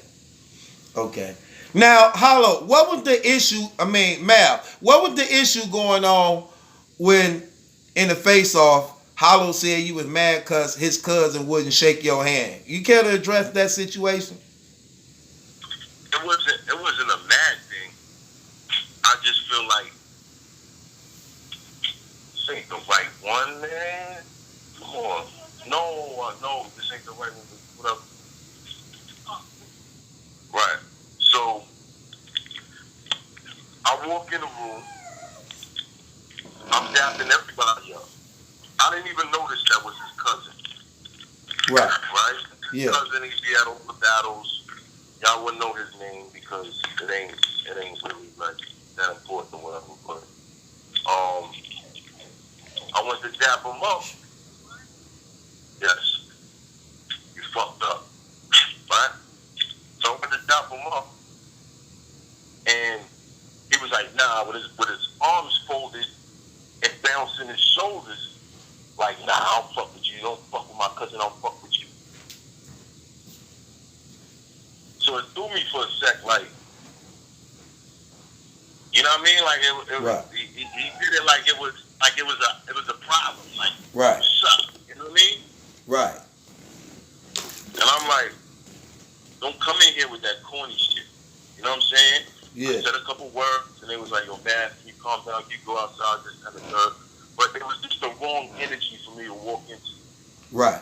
So that kind of set me off. But then I thought about it, and I was like, you know what? That's the right energy. That's the energy Hollywood has. I can fuck with that. You know what I'm saying? Like, I can fuck with that. I don't know what your cousin telling. I don't know what Hollow's telling his cousin or whatever. Like, this is beef or whatever. You know, he probably scared or whatever. But, you know what I mean? You gotta have people. The first thing they told me is like, yo, man, don't really bring nobody. It's Hollow coming by itself. I walk in there. I got people there. You know what I'm saying? I'm like, y'all niggas scary. Right. So, How do that you was the issue with that. how do The you rest set of the whole shit, uh all you're gonna see is Hollow lying and me saying, basically the whole face off is me just like, yo, Hollow, why you lying? The fuck happened to you, yo? it looked like it was fire though. It looked like that face off was fire, bro. I wanted to hear some more. Keeping it real. Yeah, I mean, it's probably like an hour and a half long, to be honest. Y'all face off? Both of y'all, not just y'all separate. But both of us, like, they putting all these clips up. I don't Right. know. I guess they trying to promote the interview they did with him, which is kind of cheese. I don't like that. I don't like that. You know what I'm saying? But when they drop the whole thing, it's probably going to be like, it's a long-ass space. So we was in there for a minute. Have anybody heard any of your rounds yet? Like anybody in your have they heard any of your rounds yet? Yeah. What was the feedback? What did they say? I want to know. What did they say? It's going to be ugly, man. It's going to be ugly. Now, do you trust the people who you spit your bar to and get feedback? Because you know sometimes family and they'll be like, oh yeah, that's Same not. people I spit my ill will rounds to. Okay. And I did that because I know they don't fuck with nobody that fuck with him. Okay. I get you. Now, Mal, to this day, what's been your best battle in your entire career that you like your performance and you just put up as one of your top battles ever? What battle was that? I would say verse Marv 1. Marv 1? It's I know I have bigger battles, but a lot of those battles I felt like they were like choppy parts or whatever. Marv 1 was probably to date the battle I was the most prepared for. Right. In fact, here's the funny shit. I'm not even gonna say it, but it's funny. It's just real funny that Marv 1 is happening in the same. The Hollow battle is happening in the same building. Dude, your angles be funny as hell. I'm sitting there listening to you talk. And while you talking, some of your bars been coming up in my head. This was a simple bar, but it was so effective and funny though. When you told Arsenal, can you tell me how to get to Sesame Street? Those build-ups. Those build-ups. Dog, that was so funny. And when you told Show Off. I started to listen to the fans. I started to listen to some of the people that be online criticizing the way I rap, saying I don't punch enough. But I like the build-ups. Those build-ups always hit for me. They always hit for me. I did the same thing with Disaster when I was like, Pac died, the whole West Side went in depression.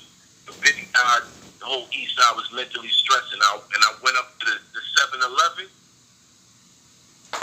Those shits always hit for me. Or you go back to Averb when I did the build up Chaz, you a hoe. Right. Did some shit on my groove. You paying dudes and paying dues is what you got confused. Right. And I got to the standing on the corner all night like a prostitute, like right. those hit. Right. Right.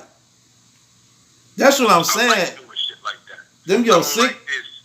Huh? Every 2 bars and all that, you got punchline that don't got shit to do with nothing. I don't like that. I like to take real life situations and turn that shit into what I feel. You know what I mean? Let me ask you a question. Was that battle with you and Show Off, was that really personal too, bro? Or what? Was that really personal or was that just some battle stuff? I was just angry Hoffa. Angry, unprepared Hoffa. That's what that was. You told that brother he sucked so much cock, his mouth got stretch marks.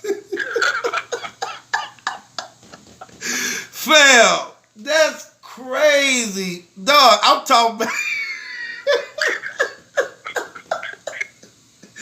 That was crazy. Hey, and you know what be making it even more funnier? Because when your opponent you going up against have no idea what you finna say, and they facial reaction when it come out. With the Show Up situation, I kind of took offense to certain things because I don't like when I be cool with a battle rapper and then when it's time to battle, motherfuckers come off like, we real, we this, we that, and then I see them going overboard in the promotions and calling me out my name and stuff like that. Like, I don't like that. I'd rather battle somebody I don't know, let them do that. But if we met on different terms and you start doing that shit, I don't really like WWF shit. I don't really like that shit. Right. Man, see, and that's what I'm saying. Now you say Marv 1 was your best. Now, if you had a battle you could take back, that when you go back, you'd be like, man, I wish I could have that back. What battle would that be? Calico. I did it for the money, and it wasn't even that much. That was Summer Madness. I could have just waited, and I would have got a way bigger situation. I jumped into that, and I didn't need to. And I wasn't even in my right mindset to do that battle. You know what's crazy, Mav? I'm gonna keep it real. What Bert was saying, yo, sometimes you get up on the stage and you die for a check. Yeah. Sometimes that happens. Oh, I definitely know that. But you know what's crazy, Mav? That's real talk. It seemed like when people battle you. I want to make something clear. It's not an excuse. It's what fucking happened. I have never, ever battled somebody and been fully prepared and lost. Never. Charlie could say the same thing. I know people be getting on Charlie, but it is what it is. I accept my record. I know what it is. But I know when you put me in front of somebody I want to battle, or a battle situation I'm motivated for, or I got a different type of drive, I'm not gonna lose. Man, hey, I'm gonna keep it real with you on some real stuff, man. You birthed a lot of people's careers, fam, and actually, like for instance, when you went up against Calico, man, and Calico won that battle, he not only did it boost up his career, but he actually got real tough after that. You know that? Before that, he wasn't as tough like that. Transfer. It's an energy transfer because the excitement for me is rubbed off on somebody else. The same thing happened with T-Top. Right? I was going there. In Disaster. Same thing. In Disaster. They was not tough like that. I wouldn't say Disaster because the fight is what made him hot.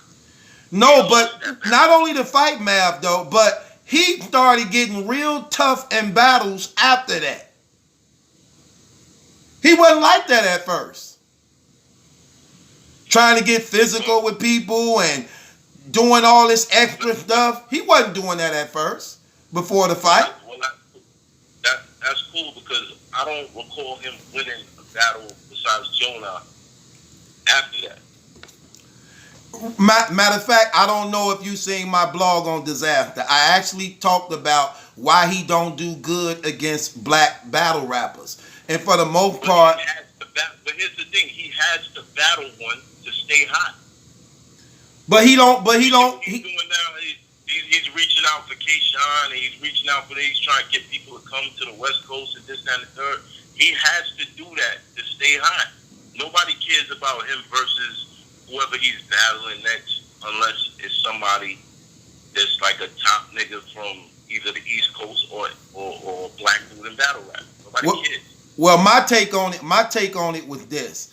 The only reason why he don't do good against black battle rappers to me is because Disaster is a racial battle rapper. His battles when he on King of the Dot going up against the Jews, whites, and things like that, he used a lot of racial antics and angles. He can't really do that against black people, especially when battle rap is dominated by black people. So it's like his power is like taken away, and he loses against black people every time because his way of rapping, them racial bars, they don't fly when you're going up against black people. He lost to Sirius Jones. Sirius Jones lost to O Solo. He lost to Sirius Jones.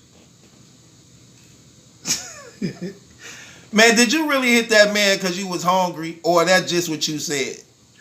Nah, it's just what I made the night that it happened. I made a sincere apology. I posted it up. Right.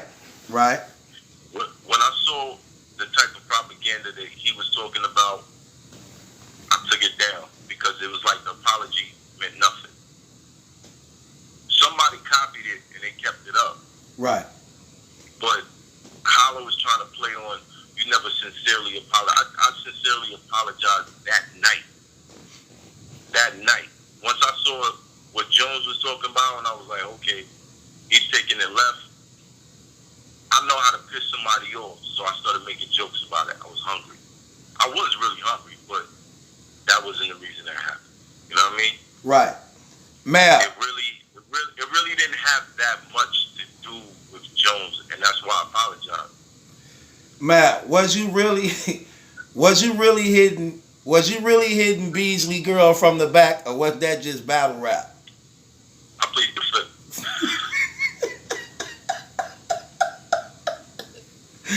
I just want to make sure this ain't okay. Let's talk about the politics in battle rap.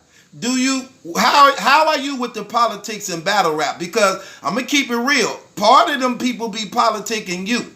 What do you think about the politics in battle rap, bro?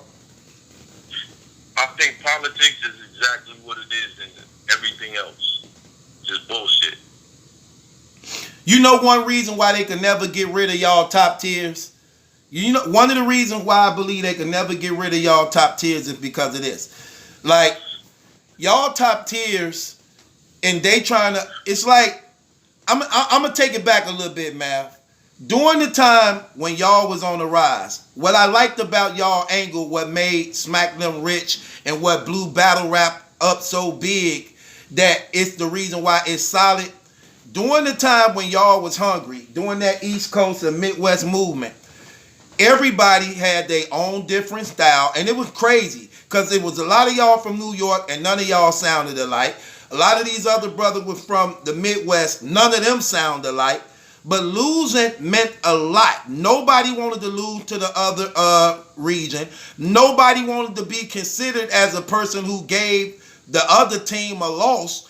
And winning meant a lot. And it was crazy because y'all was actually going for it. And that ain't never been rebirthed again. It ain't never been rebirthed again. That's why they could never lose y'all, because if you look at this new day and age, most of them all sound the same. The only politics that I don't really dig about battle rap is, I would say, like, certain matchups that's supposed to happen. Yeah. They allow people to slither out of it. Right. I think a lot of battles, a lot of A-Word losses, a lot of the top tiers that consistently battle, a lot of their losses came from being famous but not being able to get the matchup that's going to pay them the big bread. So they take these little matchups, and it's not that much motivation for those matchups as it is for the newcomer. Right. How do you separate street life from battle rap? Or could you even separate the two? I think that there is no street life in battle rap. It's either you have a street life or you don't. But in battle rap, there is no street life. All these niggas is homeboys. All of us be in a hotel together, running from room to room, laughing, joking, this, that, and the third. It's not that. You get motherfuckers that's a crip battling a crip.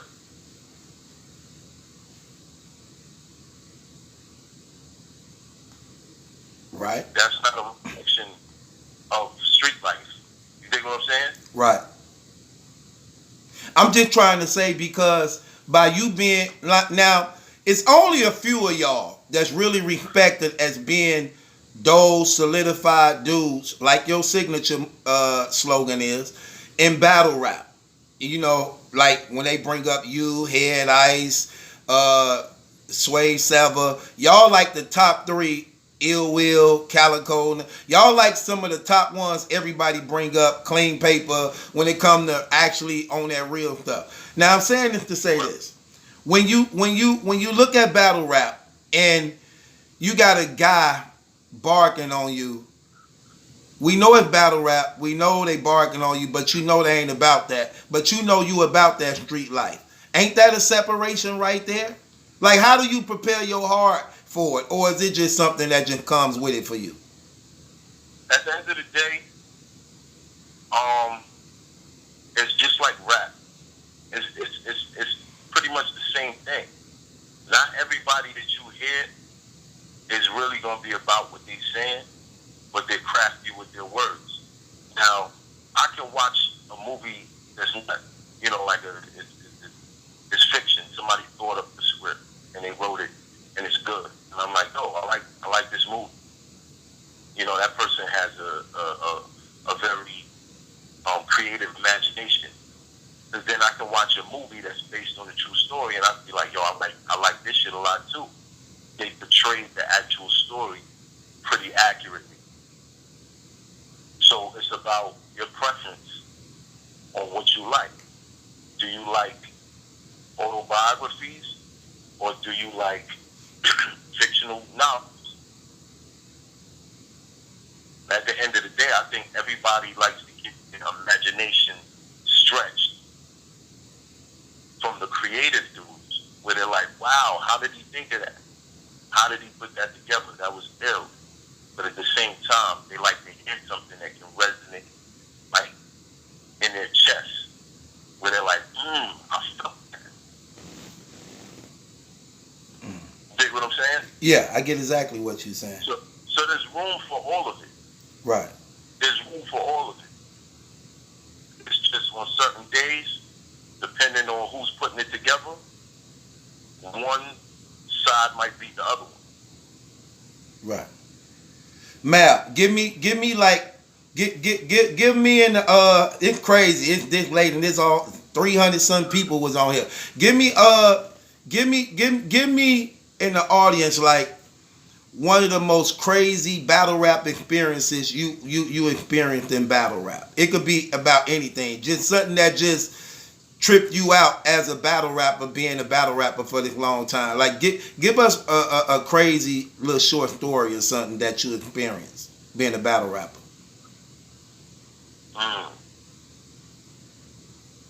Damn. A crazy battle rap story? Yeah, because you know you travel a lot. You've been to different countries and states, and you mingling with different people and maybe groupies. You know, just something that sometimes you think about. You like, boy, that was funny, wasn't it? That was tripped out that day. I mean, there's a lot of things like. Right, that's why I asked for one. Just a short little story or something. Knocking on your door. What else? You said who was knocking on the door, Mal? Naked chicks in the hotel hallway. That happened to you as a battle rapper?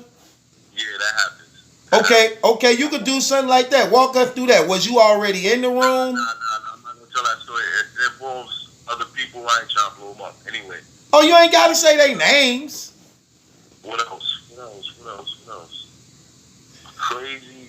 Have anybody ever tried to like press up, like test your gangster since they knew you was known for being a street dude? Like, matter of fact, when you had that run in with the when the one dude came at you, what was that all about? The brother who locked up for the Troy Ave shooting. What was that all about? Why was he coming at you? I think Jack Stone was he was trying to promote his name. Right. And being from Brooklyn and having a background, I think he used that as something. But the problem with what he was doing was he was walking at people in his home.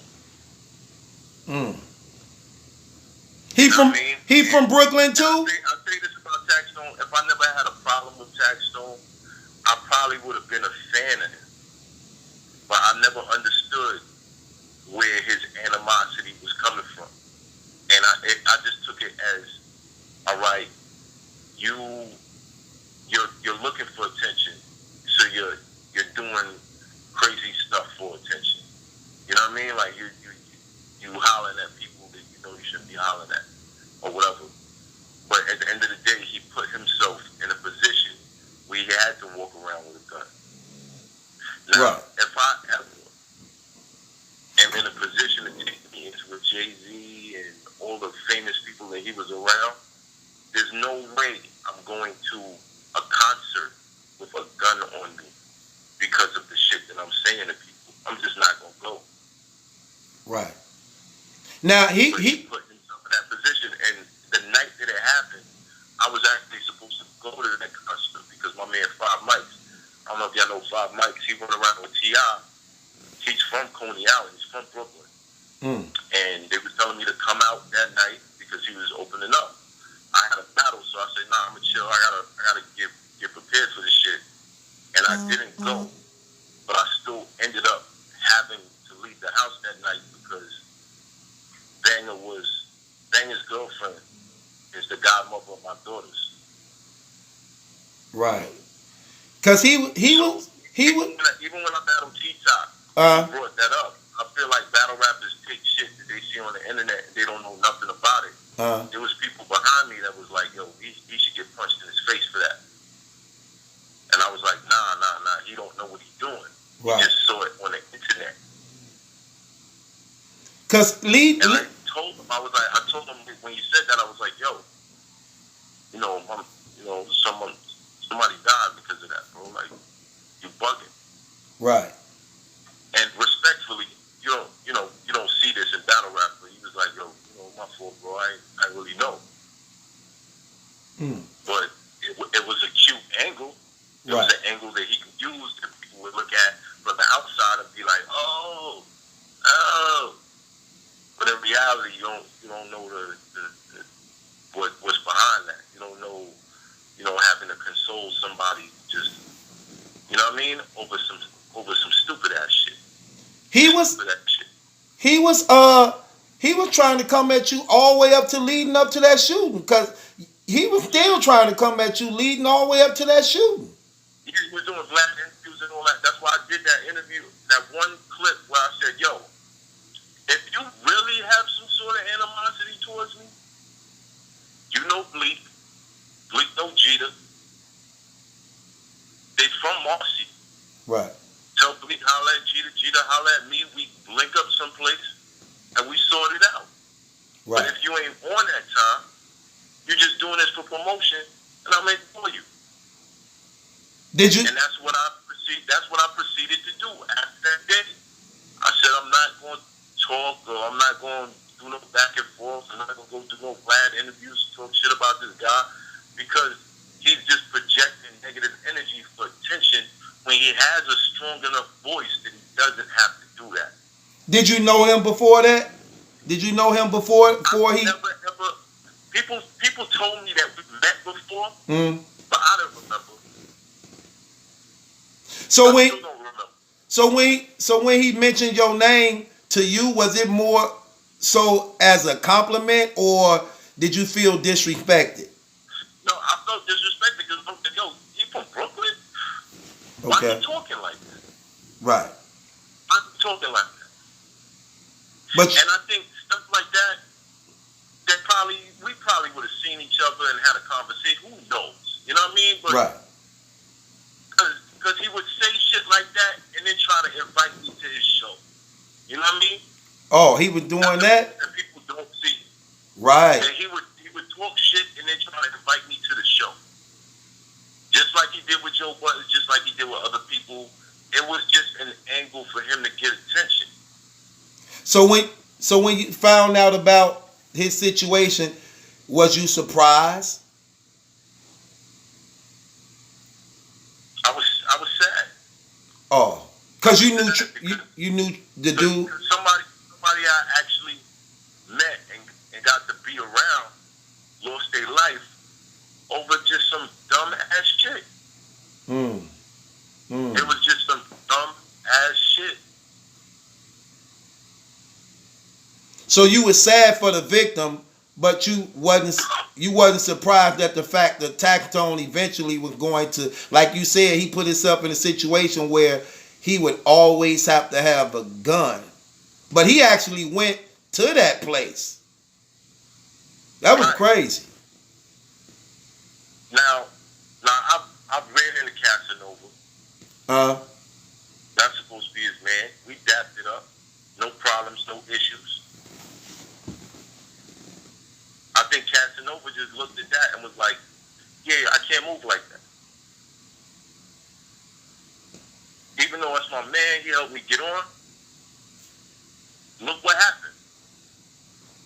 He may never see the light of day again. Right. That is a possibility for him just because he decided, I'm going to do this to get some attention. And right. I think that's a lot of these people on the internet and stupid shit. They just, I'm going to do some stupid shit because I want to be famous. But look what it's going to get you.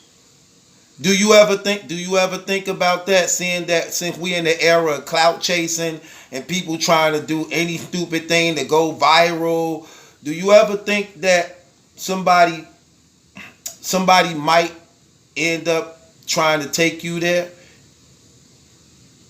Definitely, because I'm a target off the strength of people regard me in a certain way. And if you feel like you want to be regarded as a tough guy, you gotta fuck with a tough guy. You fucking with little punk niggas, nobody's gonna care. They just gonna be like, oh, you're a bully, you doing this, whatever, this, that, and third. A lot of these dudes that call me a bully don't know that I've had actual drama with real niggas. I don't be out here looking to put my hands on niggas that I know you don't score no points off of these niggas. Right. Like, that's MO. Right. But I do think like people like Taxstone and other people who might have targeted me or decided to make a plan, I'm gonna get my buzz back up. I'm bringing him out here and setting him up. I do think that the soft niggas in my circle disappeared or wanted distance because they couldn't handle that type of shit. It was all good if they was around me because they know they was protected, but if they had to be by themselves in some place where somebody was picking an argument with me or trying to have drama with me, they know they couldn't handle that type of shit. So you did start to see like certain people just back up. Right. So and that's kind of why I did. That's kind of why I did the blog, and I said, look, you look like the type of person that you gonna talk crazy because you got niggas around you that love you and hold you down. I got people around me that love me too. I'm not gonna put them in a position to be going from their families or anything like that. So if you really got a problem with me, one-on-one, we can handle this. One-on-one, we can handle it. If not, I know you're just looking for attention. That's all it is. So you basically one of them type of brothers. You ain't just one of them brothers that try to get everybody involved. You figure if you really got drama and it's your drama, you try to handle it personally before anybody else get involved. You can ask D. Chambers. Hollow could try to paint whatever picture he wants. You can ask D. Chambers. One thing that Chambers is always telling me is, man, stop moving by yourself. Stop moving by yourself. You got niggas that love you. Stop moving by yourself. What? So I'm the type of person, I've always been like that. I've always been like that. If I got into some shit a couple blocks away, I will walk back to my block, past people I know, get what I need to get, and go back by myself, and then come back and tell a story, and they be like, that's why you walk through here like that? Yo, you wildin', man. Right. You said okay, in the Arsenal battle, some footage was edited out. Why was the footage edited out in you and Arsenal battle? He said my son's name. He said your son name? He said my son's name, and I didn't feel like that was right. I don't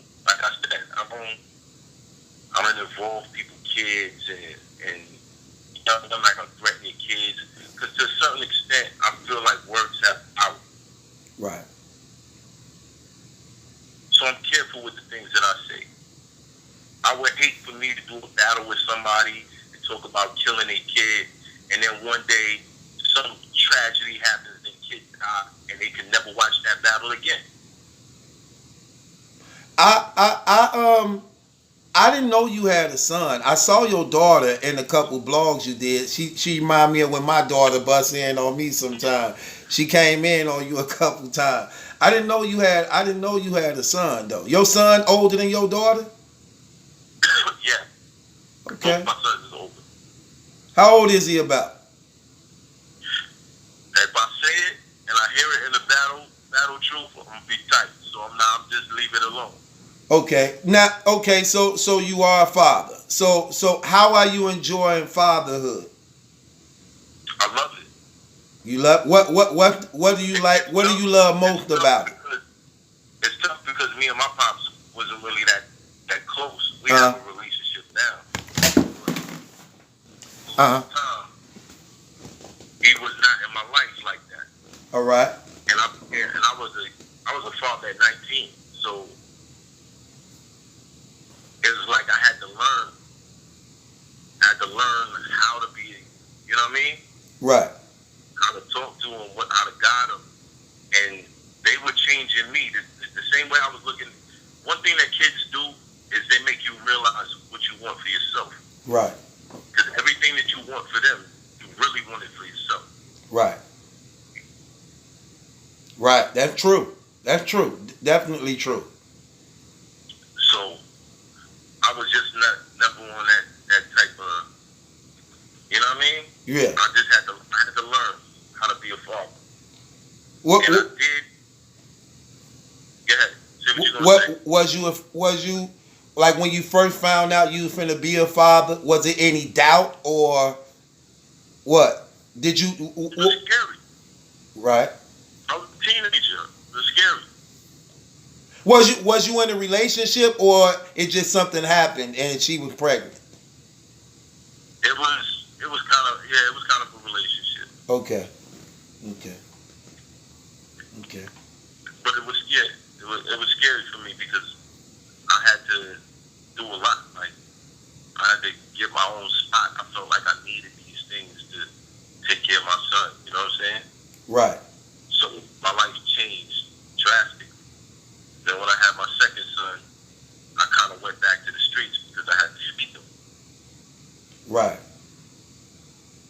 So, and one day I'll put it in a book or something, man. One day I'll put it in a book. Well, I definitely believe you got enough story for a book. I think you need to be writing it right now because you never know. You need to be writing it right now as you go. You know what I'm saying? One question I wanted to ask you too, Math, about this stigma on battle rappers. Why do you think it's so hard for battle rappers to break into the industry? What do you think it is that's plaguing it? I think there's something Verb said to Mook where you kind of look for those cosigns. You kind of look for those cosigns. I think a lot of battle rappers, unlike people in the music industry, there's usually like a new artist emerges. He's coming from a business being set up, someone investing in that business, and then doing the proper steps to promote them in a music environment or to, get them around people who do music that will co-sign. I think one of the reasons Surf is so big is because he had a relationship with Joe Buttons, and he had to school him on what to do and show people, yeah, I like this kid. If you're a fan of me, fuck with him. And that probably introduced him to a lot of other artists. You dig what I'm saying? Yeah. So it's the cosigns. I think that you make good music, you make good music. It don't matter who you are. Right. You're a battle rapper, you're not a battle rapper, you make good music, you make good music. However, the extent of how far it carries depends on the perception of whether you're that type of artist or not. Right. Okay. So what got you off into battle rap? Did you always want to do battle rap? Nah, battle rap is a way to promote yourself. If you ain't have 100,000 to put into your music, you battle somebody and you got a name, and that opened doors. There's probably not a hip hop event in New York City or the tri-state area that I can't pull up to the door and they be like, oh, that's Math, let him in. Right. No line, no nothing. I'm not doing, nah. You know who I am, they let me in. Why do you call yourself the GLOAT? The GLOAT stands for greatest legend of all time. Mm-hmm. I think that there's certain elements to me that makes my story more interesting than any other legend. I think it's not a shot to any of the other legends. Like, you will consider the legend you put in your work as beautiful. But there's a certain side to me that makes me more interested. As far as like, you probably watch a movie about Loaded Lux and how he grew up. But if I wrote a movie about my life and the things that I've been through, I'm telling you, I mean, it's no comparison. I think you should do it. I think it'll be fire if you actually do it. You got a lot to say. I think you, especially in this day and age where you can just record yourself and just walk through it, because I definitely know you got a lot to say, and I think it's something that a lot of people want to see. We had like a 3-hour conversation while I was in Atlantic City. Yeah. Yeah. We did. Well, look, I just want to let you know, bro. I'm rocking with you. I'm rocking with you, fam. I want you to really, really, really pull this thing out. So before we leave, I just want you to tell the people, why do you have to win this battle? Why do you believe you have to win this battle? It's not a why. Okay. It's not a why. Win or lose, what I do on that stage is gonna make history. Okay. Okay. And that's it. That's it. When you know you got something that just can't be ignored, that's it. Okay. That being said, anything you want to say while we get up out of here, bro? We had a 2-hour interview, and you know what's crazy? I got a lot more to say, but we'll save it for another time, brother. Because, like I said, you got a lot, and I got a lot.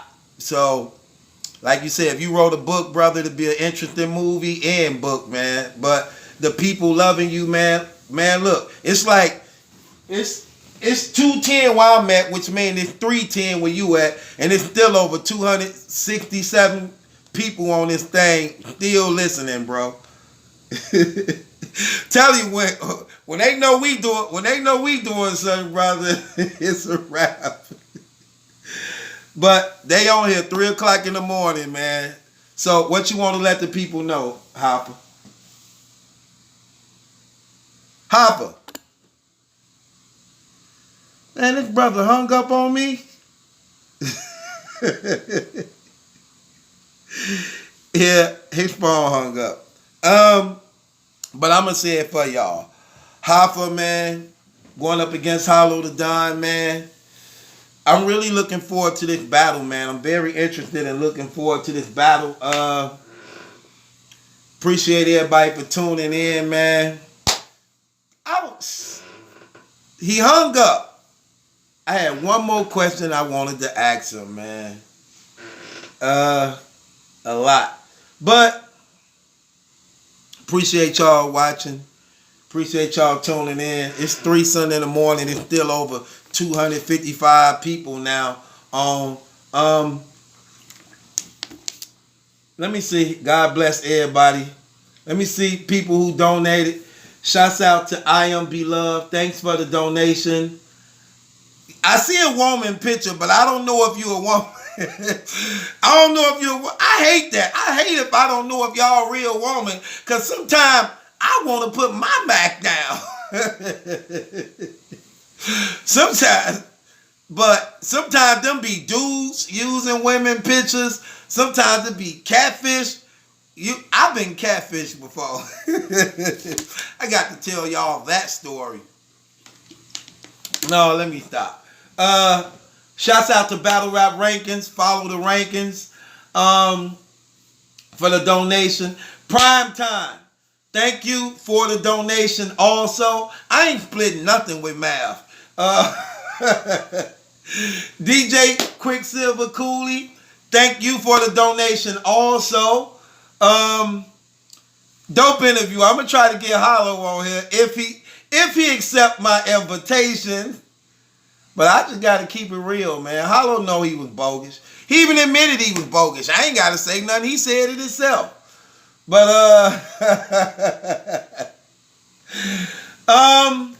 appreciate y'all, man. God bless everybody for watching. Thank y'all for watching. It is a dope interview. A lot of stuff in this, y'all. I think I'm going to start doing a lot of more battle rap interviews. So, a moment with truth, y'all. Mav Hoffa, Battle Truth. We'll holler. Thanks for watching.